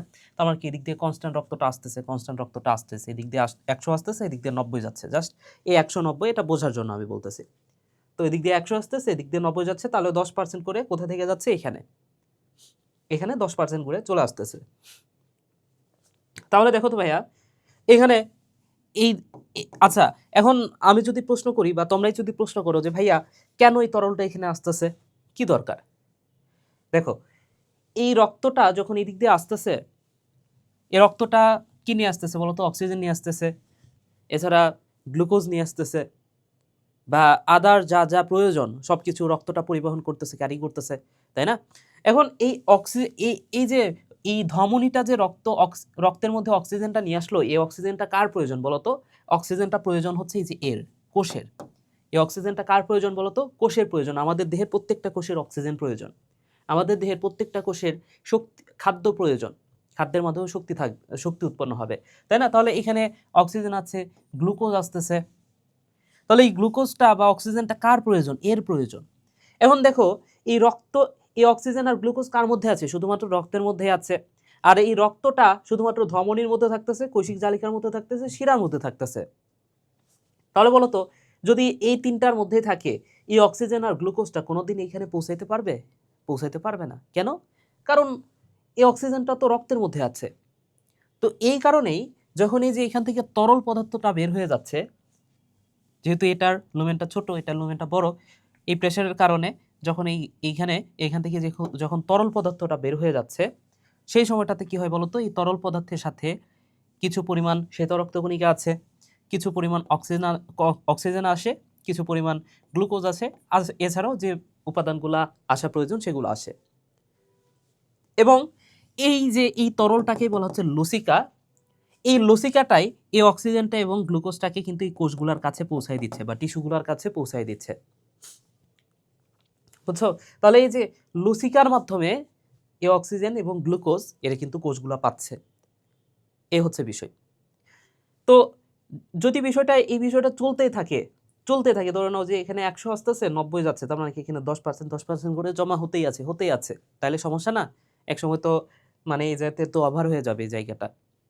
তো এই যে তরল পদার্থ, সেটাকে তো আবার হৃৎপিণ্ডে পাঠাইতে হবে, এটা তো রক্তেরই কিছু না কিছু অংশ। আচ্ছা, এখানে ধরুন যে কার্বন ডাই অক্সাইড, অক্সিজেন আসলো, অক্সিজেনটা এখানে কোষের ভেতরে আসলো, এবং কোষ থেকে কি বের হবে? কার্বন ডাই অক্সাইড বের হবে, তাই না? এখান থেকে কি বের হবে? Carbon die oxide. এখন এই কার্বন ডাই অক্সাইডটাকে তো আবার হার্টে পৌঁছাইতে হবে, তাই না? তাহলে এই হার্ট তখন সেই কার্বন ডাই অক্সাইডটাকে ফুসফুসে পাঠাইতে পারবে।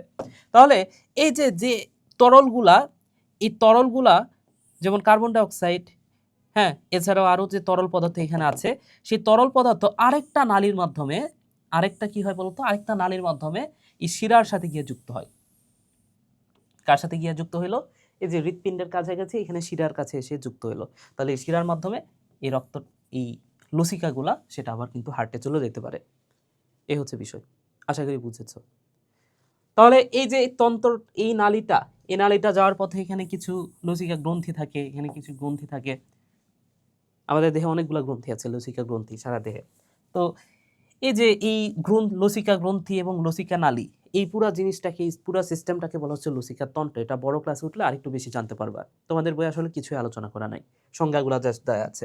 তাহলে এই কথাটাই বলছে, দেখো, মানব দেহে বিভিন্ন টিস্যুর মধ্যবর্তী ফাঁকা স্থানে যে জলীয় পদার্থ জমা হয় তাকে বলা হচ্ছে লসিকা, এবং ছোট নালীর মাধ্যমে সংগৃহীত হয়ে এটি আলাদা নালিকাতন্ত্র গঠন করে। তাহলে দেখি যে এই লসিকাগুলো ছোট নালীর সাহায্যে সংগৃহীত হয়ে অসংখ্য নালীতন্ত্র গঠন করে সেটা আবার এই যে শিরাতন্ত্রের সাথে যুক্ত হয়, এবং এই যে তন্ত্রটা, এই নালিকাতন্ত্র, এটাকে বলা হচ্ছে লসিকাতন্ত্র। লসিকা ঈষৎ ক্ষারীয় স্বচ্ছ হলুদ বর্ণের তরল পদার্থ, এবং এখানে রোগ প্রতিরোধকারী কোষ থাকে, এগুলোকে বলা হচ্ছে লসিকা কোষ। আশা করি বুঝতে পেরেছ। ঠিক আছে, লিম্ফোসাইট থাকে আর কি, ঠিক আছে? শ্বেত রক্তকণিকার মধ্যে যে লিম্ফোসাইট যেটা, সেটা এখানে থাকে, যেটাকে হচ্ছে লিম্ফেটিক কোষ। আচ্ছা, তাহলে আশা করি কনসেপ্টটা মোটামুটি বুঝতে পেরেছ, না বুঝতে পারলেও কোনো সমস্যা নাই, কারণ এখান থেকে তোমার প্রশ্ন হবে না, কারণ তোমার বই আলোচনায় নাই। ঠিক আছে, তাহলে আমরা আরেকটু সামনের দিকে আগাতে পারি। পেশি টিস্যু। তাহলে পেশি টিস্যু কোথা থেকে তৈরি হচ্ছে? ভ্রূণের মেসোডার্ম থেকে তৈরি সংকোচন ও প্রসারণক্ষম বিশেষ ধরনের টিস্যুকে বলা হচ্ছে পেশি টিস্যু। তাহলে এই লাইনের মধ্যে গুরুত্বপূর্ণ কয়েকটা কথা আছে। ভ্রূণের মেসোডার্ম থেকে তৈরি হয় এই পেশি টিস্যু। তৈরি হয়ে পেশির কাজ কি? সংকোচন প্রসারণ করা। তাহলে সংকোচন প্রসারণক্ষম বিশেষ ধরনের টিস্যুকে বলা হচ্ছে পেশি টিস্যু। এদের মাতৃকা প্রায় অনুপস্থিত, মাতৃকা প্রায় নাই, একদমই নাই এরকম।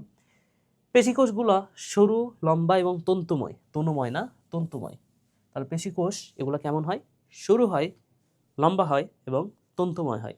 দেখো আমাদের মাংস যদি তুমি দেখে থাকো, আমাদের মাংস তো না, তুমি যদি গরু ছাগল এগুলোর মাংস দেখে থাকো, দেখবা যেগুলো অসংখ্য তন্তু দ্বারা গঠিত, বা মাংসটা যখন হচ্ছে খুব ভালো মতো সিদ্ধ করা হয় তখন হাত দিলে দেখবা যে সেটা গলে যাচ্ছে, এবং গলে যাওয়া ওই অংশটা যদি লক্ষ্য করো দেখবা যেগুলো হচ্ছে তন্তুর মতো, সুতার মতো অনেকগুলো অংশ দ্বারা একটা পুরা মাংস গঠিত হয়। তাহলে বুঝতেই পারতেছো যে পেশিকোষগুলা কেমন হয়? পেশিকোষগুলা সরু, লম্বা এবং তন্তুর মতো। যেসব তন্তুতে আড়াআড়ি ডোরাকাটা দাগ থাকে সেটাকে বলা হচ্ছে ডোরাকাটা পেশি। ডোরাবিহীন তন্তুগুলাকে বলা হচ্ছে মসৃণ পেশি। এবং আরেকটা হচ্ছে হৃৎপেশি, সেটা একটু পরে দেখব। পেশিকোষ সংকোচন ও প্রসারণের মাধ্যমে দেহের বিভিন্ন অঙ্গ সঞ্চালন, চলন এবং অভ্যন্তরীণ পরিবহন ঘটায়। দেখো এই যে আমাদের যে বাইসেপস পেশি, এখানে যখন সংকোচন ঘটে, এটা যখন সংকুচিত হয় তখন আমাদের এই যে এই অংশটা বাইসেপসের কাছাকাছি আসতেছে। তাহলে এই পেশিটা, এই জিনিসটাকে, হাতের এই অংশটাকে, নিম্ন বাহুটাকে আমি যখন এইভাবে নিয়ে আসতেছি, বুঝতে হবে যে এই বাইসেপসে সংকোচন করতেছে। আবার হাতটাকে যখন আমি এমন করতেছি, বুঝতে হবে এই যে ট্রাইসেপস যেটা, এই ট্রাইসেপসে সংকোচন করতেছে, তাই আমার হাতটা এদিকে চলে গেল। তাহলে এই হচ্ছে বিষয়। অবস্থান, গঠন এবং কাজের ভিত্তিতে পেশি টিস্যু তিন ধরনের। একটা হচ্ছে ঐচ্ছিক পেশি, আরেকটা হচ্ছে অনৈচ্ছিক পেশি এবং আরেকটা হচ্ছে হৃৎপেশি। তো এই ঐচ্ছিক, অনৈচ্ছিক এবং হৃৎপেশি পেশিগুলো একটু দেখো। এটা হচ্ছে ঐচ্ছিক পেশি, এটা হচ্ছে অনৈচ্ছিক পেশি এবং এটাকে বলা হচ্ছে হৃৎপেশি। তাহলে আমরা এই তিনটার মধ্যে পার্থক্য করে পড়ব। ঠিক আছে, এই তিনটা পার্থক্য করে পড়ব, তাহলে আমাদের ইজিলি মনে থাকবে। তো ভাইয়া পেশি তাহলে আমরা কত ধরনের দেখলাম? তিন ধরনের, তাই না? একটা হচ্ছে ঐচ্ছিক পেশি, অনৈচ্ছিক পেশি অ্যান্ড হৃৎপেশি। ওকে, সো তিনটা টাইটেল দিয়ে দিই। একটা হচ্ছে ঐচ্ছিক পেশি,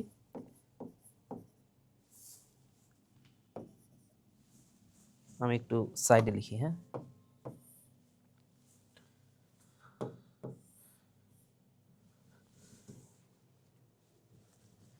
ফার্স্টে হচ্ছে ঐচ্ছিক পেশি,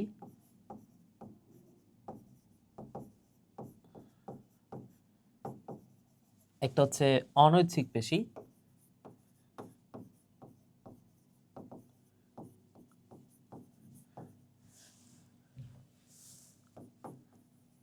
এবং আরেকটা হচ্ছে হৃৎপেশি। হৃৎপেশি, ওকে। তো এখানে ঐচ্ছিক পেশিগুলো দেখো ডোরা কাটা থাকে। দেহের মধ্যে দেখো এই যে ডোরা কাটা দাগ আছে। তাহলে ঐচ্ছিক পেশিগুলোকে আমরা আরো একটা নামে ডাকতে পারি। এখানে যেহেতু ডোরা কাটা আছে, তাহলে ডোরা কাটা পেশি নামে ডাকা হয়। তাহলে ঐচ্ছিক পেশির আরো একটা নাম ভাইয়া মাথায় রাখতে হবে। ঐচ্ছিক পেশিকে বলা হয় ডোরা কাটা পেশি। ঐচ্ছিক পেশিকে কি বলা হয় ভাইয়া? এটা বলা হয়, এটার আরেকটা নাম হচ্ছে ডোরা কাটা পেশি। ডোরা কাটা পেশি। তাহলে ওইটা কি? ওই অনৈচ্ছিক পেশি যেটা, সেটা হচ্ছে ডোরাবিহীন পেশি। আচ্ছা, কোন এক জায়গাতে যদি ডোরা কাটা থাকে, সেই জায়গাটা কি মসৃণ হবে নাকি অমসৃণ হবে? নিশ্চয়ই অমসৃণ হবে। তাহলে যেটা ডোরা কাটা পেশি সেটাকেই বলা হয় অমসৃণ পেশি। এটাকে বলা হচ্ছে অমসৃণ পেশি। অমসৃণ পেশি। আচ্ছা, যেটা আবার অমসৃণ পেশি, সেটা দেখো আমাদের কঙ্কাল গঠন করতেছে, কঙ্কালের সাথে যুক্ত থাকে। ঠিক আছে, কঙ্কাল গঠন করতেছে না, কঙ্কালের সাথে যুক্ত থাকে। যেমন এই যে আমরা যে হাত নাড়াচ্ছি, কেন নাড়াইতে পারতেছি? কারণ এখানে ঐচ্ছিক পেশি আছে, এই যে বাইসেপস ট্রাইসেপস এগুলো হচ্ছে ঐচ্ছিক পেশি। তাহলে ঐচ্ছিক পেশির কারণে আমরা হাতটা নাড়াইতে পারতেছি। তাহলে এখানে নিশ্চয়ই এটা হচ্ছে ঐচ্ছিক পেশি। তাহলে এই পেশিগুলো দেখো আমাদের হাড়ের সাথে যুক্ত আছে। তাহলে এটাকে আমরা বলতে পারি কঙ্কাল পেশি। তাহলে এটার আরেকটা নাম হচ্ছে কঙ্কাল পেশি। কঙ্কাল পেশি। তাহলে এদিকে যদি আমি আসি, অনৈচ্ছিক পেশির অপর নামগুলো কি কি তাহলে হতে পারে? অনৈচ্ছিক পেশি ওটা হচ্ছে ডোরা কাটা পেশি, আর এটা হচ্ছে ডোরা বিহীন পেশি। এটা হচ্ছে ডোরা বিহীন পেশি। যেহেতু ডোরা নাই তার মানে কি এটা অবশ্যই মসৃণ হবে, তাহলে এটাকে আমরা বলতে পারি মসৃণ পেশি। যেহেতু মসৃণ পেশি এটা কঙ্কালের সাথে যুক্ত থাকতেছে না, তাহলে এটাকে আমরা বলতে পারি অকঙ্কাল পেশি। কি বলতে পারি? অকঙ্কাল পেশি। অকঙ্কাল পেশি। তাহলে দেখো এই নামগুলো আমরা পাই। ঐচ্ছিক পেশির আরো একটা অপর নাম আছে, দেখো ডোরা কাটা। ডোরাগুলা দেখতে কেমন? রেখার মতো না? তাহলে রেখার মতো, তাই রৈখিক পেশি। তাহলে ঐচ্ছিক পেশির আরেকটা নাম হচ্ছে ভাইয়া, এটাকে বলা হয় রৈখিক পেশি। রৈখিক পেশি। তাহলে অনৈচ্ছিক পেশির অপর নাম কি হবে? অরৈখিক পেশি। তাহলে এটাকে বলা হচ্ছে অরৈখিক পেশি। অরৈখিক পেশি। এছাড়াও দেখো এই অনৈচ্ছিক পেশির আরো একটি স্পেশাল নাম আছে, যেটাকে বলা হচ্ছে ভিসেরাল পেশি। অনৈচ্ছিক পেশিকে কি নামে ডাকা হয়? এটাকে বলা হচ্ছে ভিসেরাল পেশি। আশা করি বুঝতে পেরেছো, তাই না ভাইয়ারা? ওকে। তাহলে ঐচ্ছিক পেশি এবং অনৈচ্ছিক পেশির এতগুলা নাম পাইলাম। হৃদপেশির একটা নাম মাথায় রাখো, সেটা হচ্ছে হৃদপেশিকে বলা হয় কার্ডিয়াক পেশি। এটাকে বলা হচ্ছে কার্ডিয়াক পেশি। তাহলে এই তিনটার মধ্যে আমাদের পার্থক্য এবার জানতে হবে। তিনটার মধ্যে পার্থক্য আমাদের জানতে হবে। তাহলে আমরা এই পাশে লিখব পার্থক্যের বিষয়, কিসের উপর ভিত্তি করে পার্থক্য করব সেটা, এবং তারপরে পার্থক্যগুলো লিখব। তাহলে এখানে পার্থক্যের বিষয় কি হতে পারে? এখানে আছে দেখো আকৃতি। তো আকৃতিগুলো যদি আমরা দেখি, চিত্রটা দেখো, চিত্রটা দেখলেই বুঝতে পারবা আকৃতিগুলো কেমন বলো তো ভাই? এটা হচ্ছে নলের মতো, প্রত্যেকটা হচ্ছে নলের মতো। এই যে আকৃতি, দুই প্রান্ত সরু, মাঝখানে একটু পুরু, এই আকৃতিটাকে বলা হচ্ছে মাকো আকৃতি। এবং এই যে হৃদপেশি যদি দেখো, হৃদপেশির এই পেশিগুলোও কিন্তু নলের মতো, ঐচ্ছিক পেশির মতো কিছুটা। তাহলে এগুলো হচ্ছে নলের মতো বা নলাকার। তাহলে এই অনৈচ্ছিক পেশি, এগুলোর যদি আকৃতি আমি দেখি, আকৃতি যদি দেখি, আকৃতি কেমন? আকৃতি হচ্ছে ভাইয়া নলাকার। হৃদপেশির, ঐচ্ছিক পেশির আকৃতি হচ্ছে নলাকার। নলাকার। অনৈচ্ছিক পেশির যে আকৃতি, সেটাকে আমরা বলতে পারি এটা, এই আকৃতিটাকে বলা হচ্ছে মাকু আকৃতি। এটাকে বলা হয় মাকু আকৃতি। আর হৃদপেশি এটা হচ্ছে নলাকার, এটাকেও আমরা বলতে পারি নলাকার। এই তিনটা পেশির মধ্যে যদি আমি বলি, বলো তো ভাইয়া কোনটার শাখা আছে?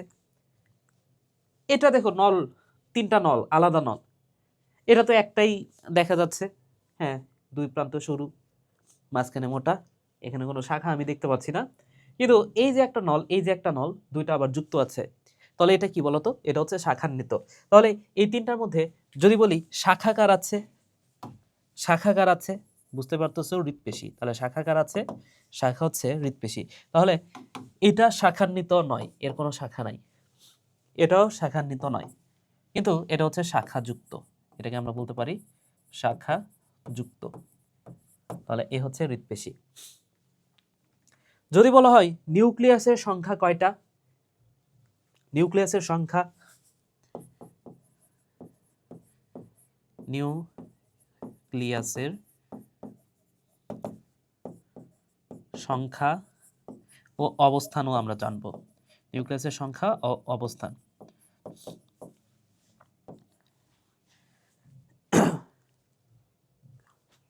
তো নিউক্লিয়াস কয়টা ভাইয়া? ঐচ্ছিক পেশি এটা যেহেতু নিজের ইচ্ছা মতো চলাচল করতে পারে, এখানে নিউক্লিয়াস অনেকগুলো হইতে হবে, তাই না? এখানে কাজ করতে বেশি কাজ করতে হচ্ছে, তাই কিনা? তাহলে নিউক্লিয়াসের অবস্থান সংখ্যা কয়টা হবে? এটা হচ্ছে শতাধিক। নিউক্লিয়াসের সংখ্যা হচ্ছে শতাধিক হবে, শতাধিক। এবং এই নিউক্লিয়াসগুলো কোথায় থাকবে বলতো? এই নিউক্লিয়াসটা পুরা পরিধি জুড়ে থাকবে, এই যে নিউক্লিয়াস, এই যে নিউক্লিয়াস, এই যে নিউক্লিয়াস, এই যে নিউক্লিয়াস, এই যে নিউক্লিয়াস, পুরা পরিধি জুড়ে থাকবে। তাহলে এই নিউক্লিয়াসগুলো অবস্থান কোথায়? পরিধিতে অবস্থান করে, পরিধিতে, পুরা পরিধি জুড়ে আছে। অনৈচ্ছিক পেশির নিউক্লিয়াস হচ্ছে একটি, এবং এটা কোথায় অবস্থান করে একটু খেয়াল করে দেখো। এই পুরা জিনিসটার স্ফীত জায়গা কোনটা, মোটা জায়গা কোনটা? এই মাঝখানের অঞ্চলটাতে স্ফীত অঞ্চল।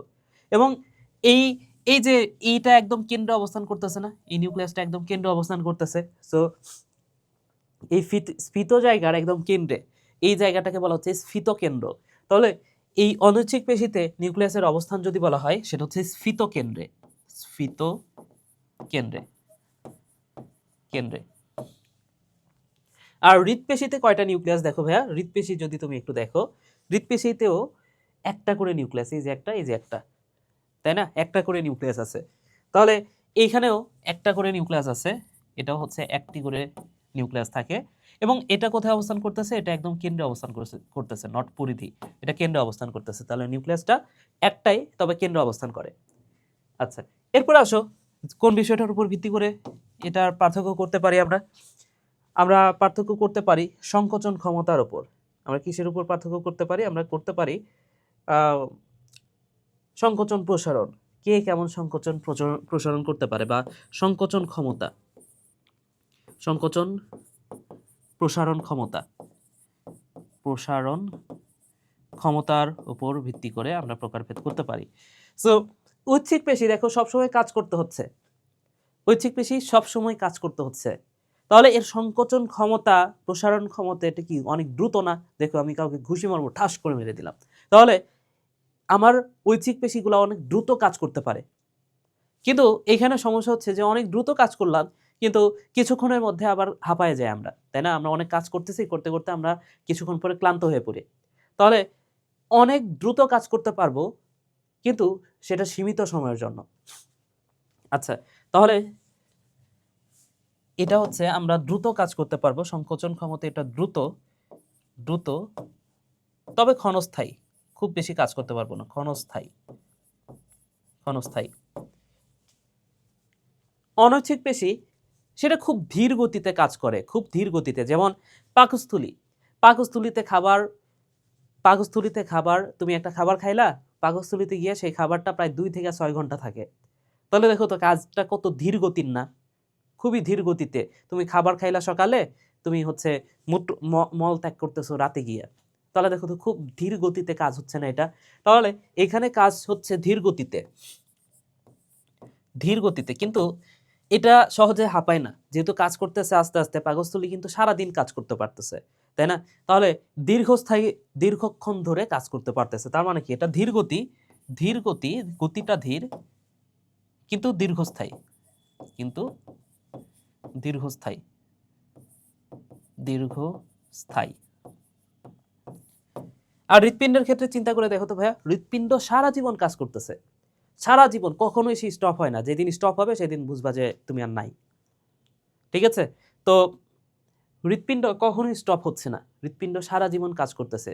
ভ্রূণীয় 4 সপ্তাহ বয়সে হৃৎপিণ্ড তৈরি হয়, এরপর থেকে যখন থেকে স্পন্দন শুরু হয়, এরপর থেকে কাজ করতেছে, কাজ করতেছে, সবসময়ভাবে কাজ করতে। এবং হৃৎপিণ্ড কিন্তু খুব একটা আস্তে না, হৃৎপিণ্ড মোটামুটি দ্রুত চলাচল করে বা দ্রুত পাম্প করে, তাই না? সংকোচন প্রসারণ একটু দ্রুত হয়। তাহলে এই দ্রুতটাকে বলা হচ্ছে পরিমিতভাবে দ্রুত।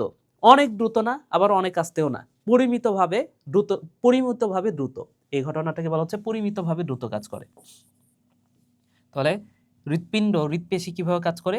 পরিমিতভাবে দ্রুত, পরিমিত, মিতভাবে দ্রুত কাজ করে, দ্রুত কাজ করতে পারে। তাহলে সংকোচন প্রসারণ ক্ষমতা আমরা বুঝতে পারলাম। এরপরে যদি বলি ইন্টারক্যালেটেড ডিস্ক কার থাকে? এটা হচ্ছে হৃৎপেশি থাকে। এই যে দেখো ইন্টারক্যালেটেড ডিস্ক, এই যে এইখানে কিছু ডিস্ক থাকে, কিছু ডিস্ক থাকে, এই ডিস্কগুলোকে বলা হচ্ছে ইন্টারক্যালেটেড ডিস্ক। তো জাস্ট এই কথাটাই মাথায় রাখো যে ইন্টারক্যালেটেড ডিস্ক কার থাকে? হৃৎপেশির থাকে।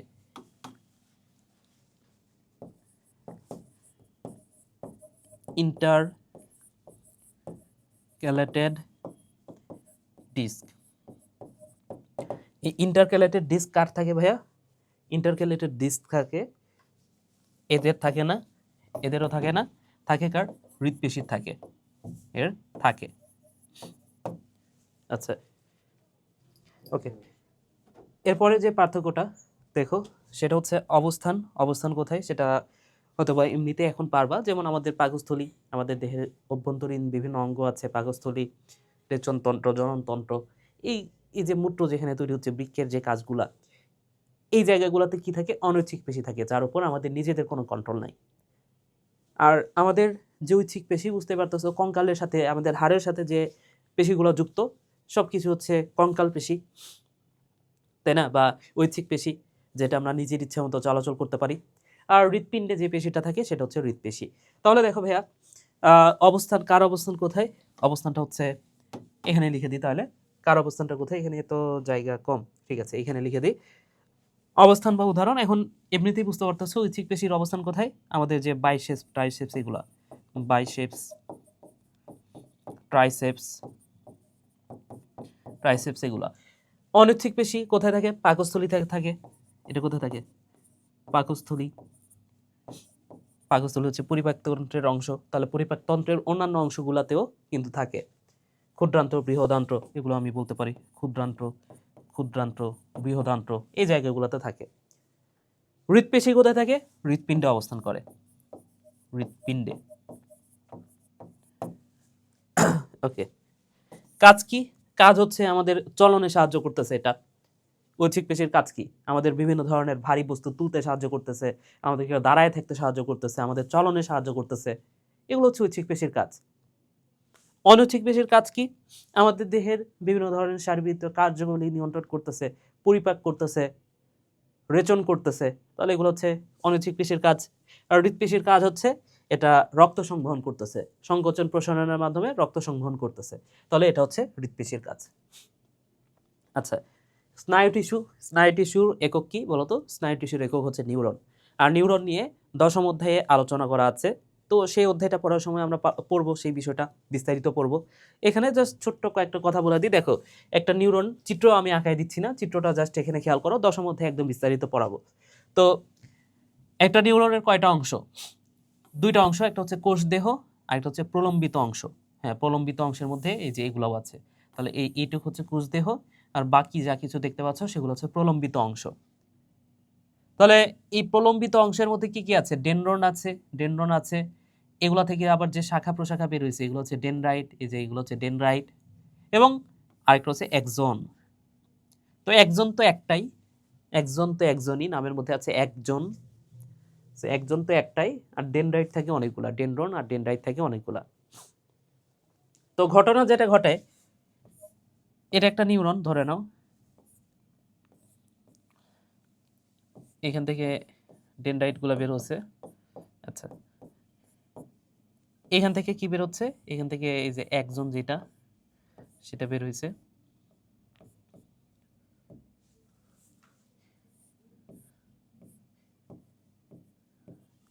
তো এই পাশে যদি আরেকটা নিউরন থাকে, ধরে নাও এই পাশে আরেকটা নিউরন আছে, আমি এটাকে জাস্ট কপি করে, ও কপি হবে না, ঠিক আছে, আমি যদি আরো একটা নিউরন আঁকাই এখানে, তাহলে এটা হচ্ছে একটা নিউরন।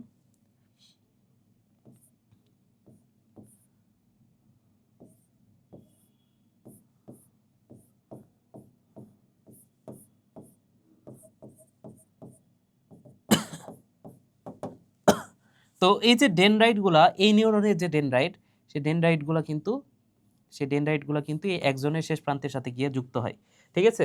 এবং এই যে ডেনড্রাইটের সাথে একজনের যে শেষ প্রান্ত, এটা যেই জায়গাটাতে যুক্ত হচ্ছে, ওই অংশটাকে বলা হচ্ছে সিন্যাপস, ঠিক আছে। এই নামটা জাস্ট মাথায় রাখো, এটাকে বলা হচ্ছে সিন্যাপস।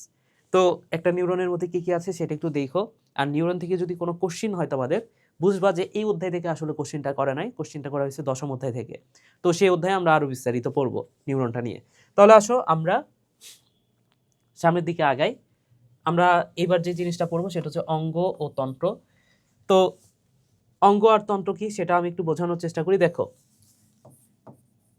আমাদের কোষ দেহে, আমাদের জীবকোষের গঠন ও কাজের একক কি? আমাদের দেহের, জীবদেহের গঠন ও কাজের একক হচ্ছে কোষ, তাই না? তো অনেকগুলা কোষ মিলে আবার কি তৈরি করে বলতো? টিস্যু তৈরি করে, এটা আমরা জানি। অনেকগুলো কোষের মিলিতভাবে কি তৈরি করে? অনেকগুলো কোষ মিলিতভাবে তৈরি করে হচ্ছে টিস্যু। অনেকগুলা টিস্যু আবার একত্রে যখন যুক্ত হবে তখন যে জিনিসটা তৈরি করে সেটাকে বলা হচ্ছে অঙ্গ, সেটাকে বলা হচ্ছে অঙ্গ। এবং কয়েকটা অঙ্গ একত্রে যখন যুক্ত হবে তখন সেটাকে আমরা বলতে পারি তন্ত্র। সেটাকে আমরা কি বলতে পারি? সেটাকে আমরা বলতে পারি তন্ত্র।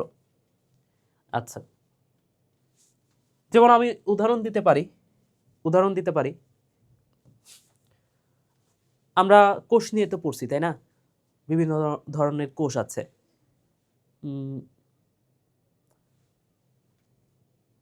বিভিন্ন ধরনের কোষ আছে, যেমন আচ্ছা তন্ত্র কি সেটা আমি বলি। যেমন আমি বলতে পারি যে রক্ত সংবহন তন্ত্র, রক্ত সংবহন সংবহন তন্ত্র। তাহলে রক্ত সংবহন তন্ত্র, যখন আমি বলতেছি তন্ত্র, তন্ত্র বললে সেটা অনেকগুলো অঙ্গ দ্বারা গঠিত। যেমন রক্ত সংবহন তন্ত্র কি কি দ্বারা গঠিত? ধমনী দ্বারা গঠিত, শিরা দ্বারা গঠিত, হৃৎপিণ্ড আছে এখানে। তাহলে রক্ত সংবহন তন্ত্রে অনেকগুলো অঙ্গ দ্বারা এটা অনেকগুলো অঙ্গ দ্বারা কি হইতে হচ্ছে বলতো? এটা তৈরি হচ্ছে। তাহলে এখানে একটা অঙ্গ কি? রক্ত সংবহন তন্ত্রের একটা অঙ্গ কি? একটা অঙ্গ হচ্ছে হৃৎপিণ্ড। হৃৎপিণ্ড বলতে পারি, তাই না? হৃৎপিণ্ড। তাহলে হৃৎপিণ্ডের যে টিস্যুগুলা সেগুলাকে আমরা কি বলতে পারি? হৃৎপেশি, তাই না? সো হৃৎপিণ্ড অনেকগুলা টিস্যু দ্বারা গঠিত হচ্ছে। আবার এখানে ওই টিস্যুর ভেতরে অনেকগুলা কোষ আছে। তাহলে এই কথাটা আমি বলতে পারি, যেগুলাকে আমরা বলতে পারি হৃৎকোষ। তাহলে হৃৎপিণ্ডের ভেতরে যে কোষ সেগুলো হচ্ছে হৃৎকোষ। তাহলে এইভাবে ফার্স্টে কোষ থেকে তৈরি হয় টিস্যু, টিস্যু থেকে তৈরি হচ্ছে অঙ্গ, এবং অঙ্গ থেকে শেষ পর্যায়ে গিয়ে তৈরি হচ্ছে তন্ত্র। ঠিক আছে? তাহলে বিভিন্ন ধরনের অঙ্গ আছে, বিভিন্ন ধরনের তন্ত্র আছে। এই তন্ত্রগুলো নিয়ে পরবর্তী অধ্যায়েও আলোচনা করা আছে। এই অধ্যায়ে খুব অল্প দু একটা করে লাইন বলা আছে, তো আমরা অল্প অল্প করে পড়বো। তাহলে অঙ্গ নিয়ে কয়েকটা কথা বলা আছে। এক বা একাধিক টিস্যু নিয়ে গঠিত দিয়ে তৈরি এবং একটি নির্দিষ্ট কাজ করতে সক্ষম প্রাণীদেহের অংশ বিশেষকে বলা হচ্ছে অঙ্গ। তাহলে এক বা একাধিক টিস্যু দ্বারা তৈরি একটা নির্দিষ্ট কাজ করতে সক্ষম প্রাণীদেহের অংশ বিশেষকে কি বলা হয়? অর্গান বা অঙ্গ। দেহের অঙ্গসমূহ নিয়ে জীববিজ্ঞানের যে শাখায় আলোচনা করা হয় সেটাকে বলা হচ্ছে অঙ্গ সংস্থান বিদ্যা বা মরফোলজি বলা হয়। ঠিক আছে, এটা প্রথম অধ্যায়ে পড়েছ। অবস্থান ভেদে মানবদেহের অঙ্গ দুই ধরনের, যেমন নাক, চোখ, কান, নাক, হাত, পা, মাথা, এগুলো বাহ্যিক অঙ্গ। বাইরে থেকে যেগুলো দেখা যায় সেগুলো হচ্ছে বাহ্যিক অঙ্গ। আমাদের বাইরে থেকে যা কিছু দেখতে পাচ্ছ সবই হচ্ছে বাহ্যিক অঙ্গ। তাহলে অভ্যন্তরীণ অঙ্গ, আমাদের ভেতরের যে অঙ্গগুলো আছে সেগুলো হচ্ছে অভ্যন্তরীণ অঙ্গ, যেমন হৃৎপিণ্ড, পাকস্থলী, ফুসফুস, এগুলো হচ্ছে অভ্যন্তরীণ অঙ্গ, তাই না? এই যে পাকস্থলী, ডিওডেনাম, ইলিয়াম, মলাশয়, হৃৎপিণ্ড, যকৃৎ, অগ্নাশয়, প্লীহা, ফুসফুস, বৃক্ক, শুক্রাশয়, ডিম্বাশয়, এগুলো হচ্ছে মানবদেহের অভ্যন্তরীণ অঙ্গ। আচ্ছা, তাহলে এই যে বাহ্যিক অঙ্গ সংস্থান সম্বন্ধে জীববিজ্ঞানের যে শাখায় আলোচনা করা হয় সেই শাখাটাকে কি বলা হচ্ছে? বহি অঙ্গ সংস্থান বা এক্সটার্নাল মরফোলজি। মরফোলজি মানে হচ্ছে অঙ্গ সংস্থান বিদ্যা। তাহলে বাহিরের অঙ্গগুলো নিয়ে আলোচনা করা হচ্ছে কোথায়? এক্সটার্নাল মরফোলজিতে। আর যদি বলা হয় যে ভেতরের অঙ্গগুলা নিয়ে জীববিজ্ঞানের যে শাখায় আলোচনা করা হয় সেটা কি? Internal morphology. খুবই সিম্পল, বুঝতে পেরেছ? ওকে, তাহলে অঙ্গ নিয়ে তো আমরা বুঝলাম। অঙ্গ, এখানে আমরা যা আলোচনা করলাম সেগুলো হচ্ছে অঙ্গ। তাহলে কয়েকটা অঙ্গ মিলে আবার তৈরি করে তন্ত্র, তাই না? যেমন এখানে কি বলা আছে? পরিপাক তন্ত্র। তাহলে পরিপাক তন্ত্র কি নিয়ে গঠিত? আমাদের মুখ ছিদ্র, তারপরে আমাদের গলবিল আছে, গলবিলের পরে খাদ্যনালী আছে, খাদ্যনালীর পরে পাকস্থলী আছে, পাকস্থলীর পরে আবার ক্ষুদ্রান্ত্র, তারপরে আবার বৃহদান্ত্র, বৃহদান্ত্র, এছাড়াও বিভিন্ন ধরনের গ্রন্থি আছে, যেমন যকৃৎ গ্রন্থি, অগ্নাশয় গ্রন্থি, আন্ত্রিক গ্রন্থি, ঠিক আছে, অগ্নাশয় গ্রন্থি। এই গ্রন্থিগুলো মিলে এই পরিপাকতন্ত্র গঠিত হয়। তো এইগুলো নিয়ে পরবর্তী অধ্যায়গুলোতে, এখানে যে যে তন্ত্রগুলো আছে এই তন্ত্রগুলো নিয়ে পরবর্তী অধ্যায়গুলোতে আলোচনা করা আছে। যেমন আরেকটা তন্ত্র হচ্ছে শ্বসন তন্ত্র, এটারও একটা পুরো অধ্যায় আছে। তাহলে শ্বসন তন্ত্র কিভাবে গঠিত? নাক, মুখ, হ্যাঁ, তারপর হচ্ছে এই যে ট্রাকিয়া, ফুসফুস, অ্যালভিওলাস, এগুলো নিয়ে গঠিত। এরপর দেখো আমাদের ত্বকতন্ত্র আছে। তাহলে আমাদের পুরা বডি, এই যে পুরা বডির যে ত্বক সেটা হচ্ছে ত্বকতন্ত্র। রেচনতন্ত্র আছে আমাদের, বৃক্ক, ইউরেটর, মূত্রথলি, এগুলা নিয়ে রেচনতন্ত্র গঠিত। স্নায়ুতন্ত্র, তাহলে আমাদের দেহের মস্তিষ্ক, সুষুম্না কাণ্ড, সুষুম্না স্নায়ু, করটিক স্নায়ু, এগুলো নিয়ে স্নায়ুতন্ত্র গঠিত। এছাড়াও আমাদের দেহে অন্তঃক্ষরা গ্রন্থি আছে, যেখান থেকে হরমোন রিলিজ হয়, এবং এইটা নিয়েও আমাদের আলাদা একটা অধ্যায় আছে। তাহলে এই যে এইখানে যা কিছু তন্ত্র আমরা পড়বো, প্রত্যেকটা তন্ত্র নিয়ে কিন্তু আবার আলাদা করে একটা অধ্যায় আছে। তাহলে এইখানে অল্প করে আলোচনা করা আছে। কি কি আলোচনা করা আছে, গুরুত্বপূর্ণ পয়েন্টগুলো তোমাদেরকে একটু ধরাই দিই। দেখো, পরিপাকতন্ত্র। পরিপাকতন্ত্রের কাজ কি বলতো? খাদ্য গ্রহণ, পরিপাক, শ্বসন এবং অপাচ্য খাদ্যাংশ নিষ্কাশনের সাথে জড়িত এটা। আচ্ছা, পরিপাকতন্ত্রের দুইটা অংশ, একটা হচ্ছে পৌষ্টিক নালী এবং আরেকটা হচ্ছে পৌষ্টিক গ্রন্থি। তাহলে পরিপাকতন্ত্রের দুইটা অংশ, একটা হচ্ছে পৌষ্টিক নালী, যেখান থেকে খাদ্যটা পরিবাহিত হয়, আর পৌষ্টিক গ্রন্থি, যেখান থেকে বিভিন্ন ধরনের এনজাইম ক্ষরিত হয়। এগুলো নিয়ে আমরা পড়বো পরবর্তী অধ্যায়গুলোতে। মুখছিদ্র, গলবিল, মুখগহ্বর, অন্ননালী, পাকস্থলী, ডিওডেনাম, ইলিয়াম, রেকটাম, মলাশয়, এগুলো নিয়ে পৌষ্টিক নালী গঠিত হয়। আর মানুষের দেহে 5 ধরনের গ্রন্থি আছে, পরিপাক গ্রন্থি আছে। তাহলে পরিপাক গ্রন্থিগুলো হচ্ছে লালা গ্রন্থি, যকৃৎ গ্রন্থি, অগ্নাশয় গ্রন্থি, দেন আন্ত্রিক গ্রন্থি আছে। আন্ত্রিক গ্রন্থি, তাহলে একটা তো লালা গ্রন্থি মুখে গেল, যকৃৎ, দেন অগ্নাশয়, আন্ত্রিক গ্রন্থি, অগ্নাশয় গ্রন্থি, আন্ত্রিক গ্রন্থি এবং গ্যাস্ট্রিক গ্রন্থি। তাহলে পাকস্থলীতে থাকে গ্যাস্ট্রিক গ্রন্থি। আচ্ছা, অন্ত্রে থাকে আন্ত্রিক গ্রন্থি, অগ্নাশয় গ্রন্থি একটা আছে, যকৃৎ থেকে যকৃৎ গ্রন্থি, এবং আমাদের মুখে আছে লালা গ্রন্থি। আচ্ছা, তো এই সব গ্রন্থির নিঃসৃত রস খাদ্য পরিপাকে সাহায্য করে। তাহলে যে 5 ধরনের যে পৌষ্টিক গ্রন্থি, এগুলো খাদ্য পরিপাকে সাহায্য করে। আচ্ছা, তাহলে এবার দেখো শ্বসনতন্ত্র। তো শ্বসনতন্ত্র আমাদের কি দ্বারা গঠিত? এই যে নাক আছে, নাসারন্ধ্র আছে, দেন গলবিল, ল্যারিংস, ট্রাকিয়া, এগুলো দ্বারা গঠিত। এই তন্ত্র পরিবেশ থেকে গৃহীত অক্সিজেন মানুষের দেহের সঞ্চিত খাদ্য থেকে জারণ প্রক্রিয়ায় শক্তি উৎপাদন করে। তাহলে আমরা যে খাবারটা খাচ্ছি, নাকের মাধ্যমে যে আমরা অক্সিজেনটা নিচ্ছি, সেই অক্সিজেনটাই খাদ্যটাকে জারিত করে আমাদের দেহে শক্তি তৈরি করতেছে। আচ্ছা, এরপরে দেখো শ্বসনতন্ত্র তো হলো। এবার হচ্ছে স্নায়ুতন্ত্র। দেহের বাইরের এবং ভেতরের উদ্দীপনা গ্রহণ করা এবং সেই অনুযায়ী উপযুক্ত প্রতিক্রিয়া সৃষ্টি করা, সেটা হচ্ছে এই তন্ত্রের কাজ। তাহলে মস্তিষ্ক, সুষুম্না কাণ্ড এবং করটিক স্নায়ু নিয়ে এই স্নায়ুতন্ত্র গঠিত হয়। তাহলে মস্তিষ্ক তো আমরা চিনি। সুষুম্না কাণ্ড কোনটা? সুষুম্না কাণ্ড হচ্ছে আমাদের মেরুদণ্ডের ভেতরে আছে। তাহলে মেরুদণ্ডের ভেতরে একটা দড়ির মতো অঙ্গ, যেটাকে বলা হচ্ছে সুষুম্না কাণ্ড। এবং মস্তিষ্ক থেকে কিছু স্নায়ু বের হয়, যেগুলোকে বলা হচ্ছে করটিক স্নায়ু। এগুলো নিয়ে এই স্নায়ুতন্ত্র গঠিত হয়। স্বয়ংক্রিয় স্নায়ু নামে স্নায়ুতন্ত্রের আরও একটি অংশ আছে। স্নায়ুতন্ত্রের এই অংশ দেহের অনৈচ্ছিক পেশির কাজগুলো নিয়ন্ত্রণ করে। তাহলে দেখো, আমাদের পাকস্থলী, এটা তো নিয়ন্ত্রিত হতে হবে, তাই না? এবং এটা তো অবশ্যই স্নায়ুতন্ত্র দ্বারা নিয়ন্ত্রিত হতে হবে। তাহলে কোন স্নায়ু দ্বারা নিয়ন্ত্রিত হবে? এটা হচ্ছে স্বয়ংক্রিয় যে স্নায়ু, সেটা দ্বারা। ঠিক আছে, রেচনতন্ত্র। সো রেচনতন্ত্রের অংশগুলো কি কি? রেচনতন্ত্রের অংশগুলো হচ্ছে এই যে ইউরেটর একজোড়া বৃক্ক, একটি মূত্রথলি এবং একটি মূত্রনালী বা ইউরেথ্রা। এই নিয়ে রেচনতন্ত্র গঠিত হয়। তাহলে এই রেচনতন্ত্রের মাধ্যমে কি হয় বলতো? আমাদের দেহে যে নাইট্রোজেন ঘটিত বর্জ্য পদার্থগুলো তৈরি হয়, এই নাইট্রোজেন ঘটিত বর্জ্য পদার্থগুলা রেচনের মাধ্যমে, মূত্রের মাধ্যমে আমাদের দেহ থেকে বের হয়ে যায়। এবং সেখানে কাজ করে কি কি? সেখানে কাজ করে বৃক্ক, ইউরেটর, মূত্রনালী, মূত্রথলি, এগুলা কাজ করে। এরপরে দেখো জননতন্ত্র। তো জননতন্ত্র এটা কি? জননতন্ত্র এটা কি করে বলতো? এই যে মেইনলি ডিম্বাণু শুক্রাণু তৈরি করে, এবং এটা হচ্ছে প্রজননের মাধ্যমে বংশানুক্রমে বা বংশটা টিকায় রাখে।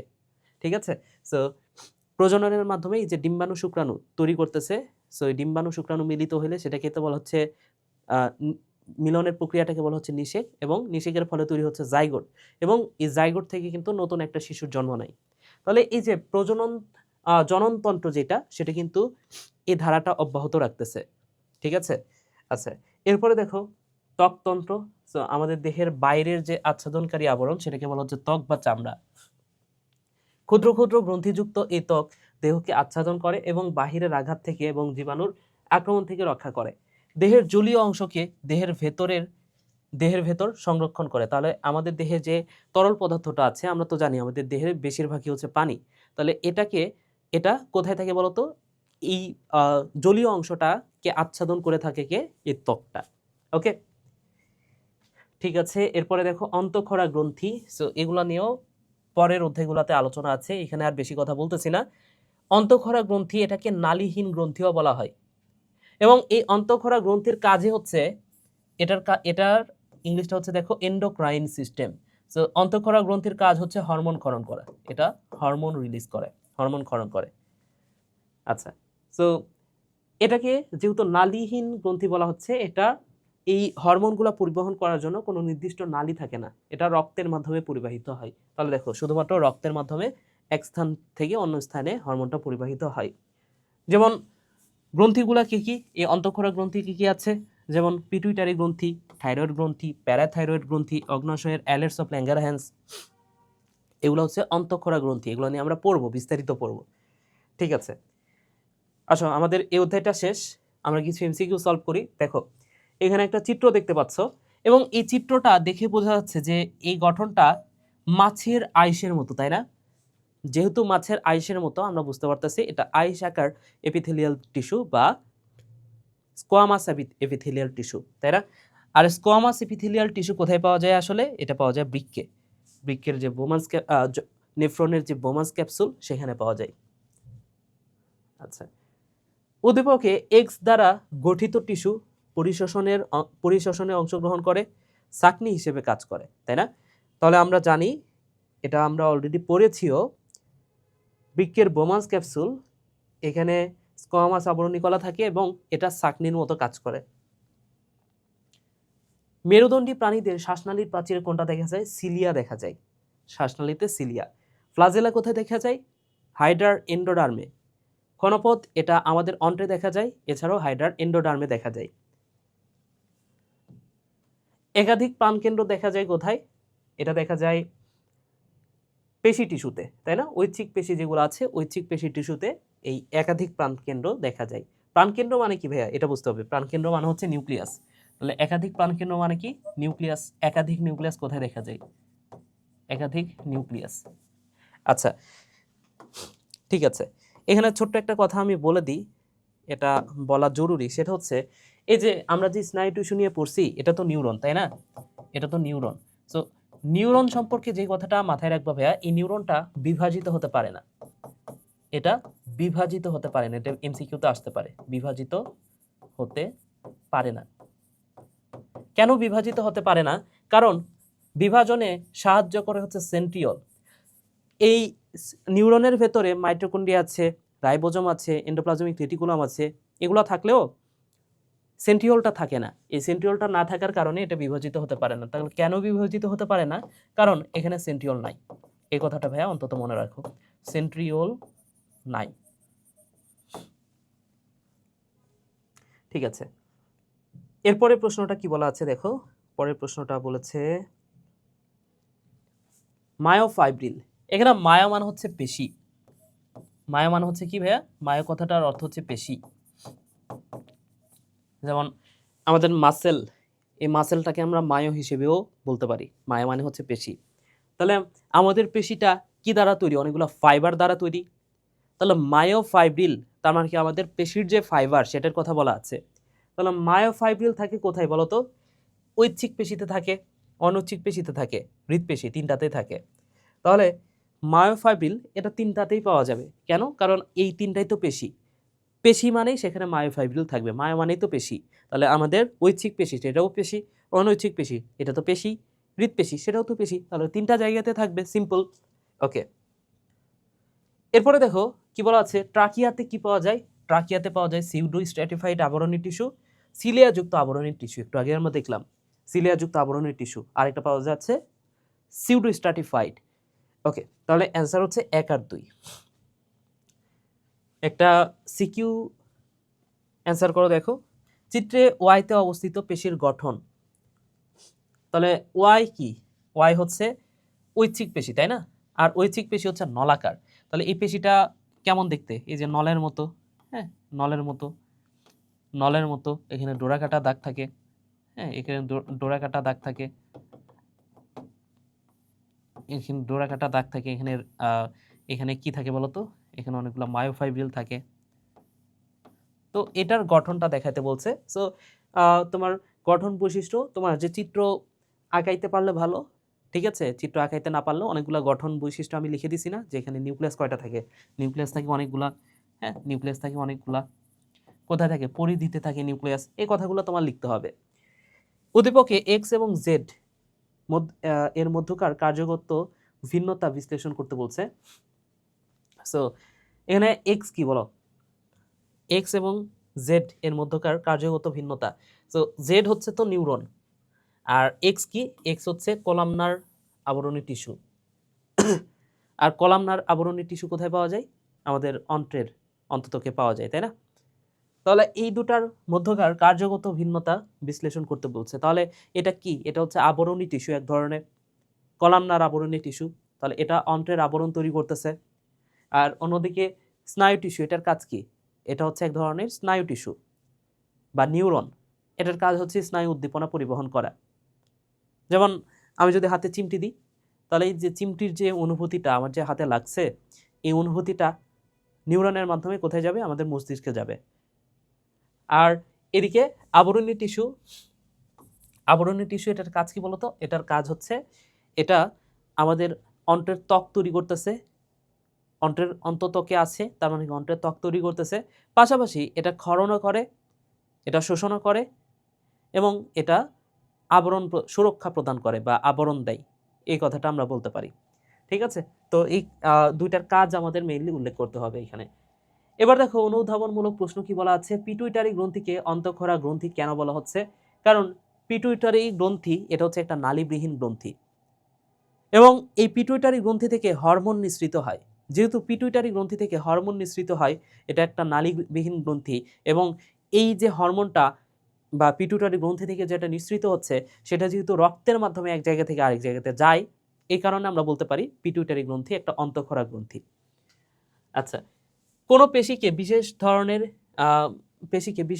পেশি বলা হয় কেন? কোন ধরনের পেশিকে বিশেষ ধরনের পেশি বলা হয় এবং কেন? হৃৎপেশিকে আসলে বিশেষ ধরনের পেশি বলা হয়। কোন পেশিকে বিশেষ ধরনের পেশি বলা হয়? হৃৎপেশি। কেন হৃৎপেশি? কারণ হৃৎপেশি দ্বারা হৃৎপিণ্ড গঠিত হয়। ভালো কথা।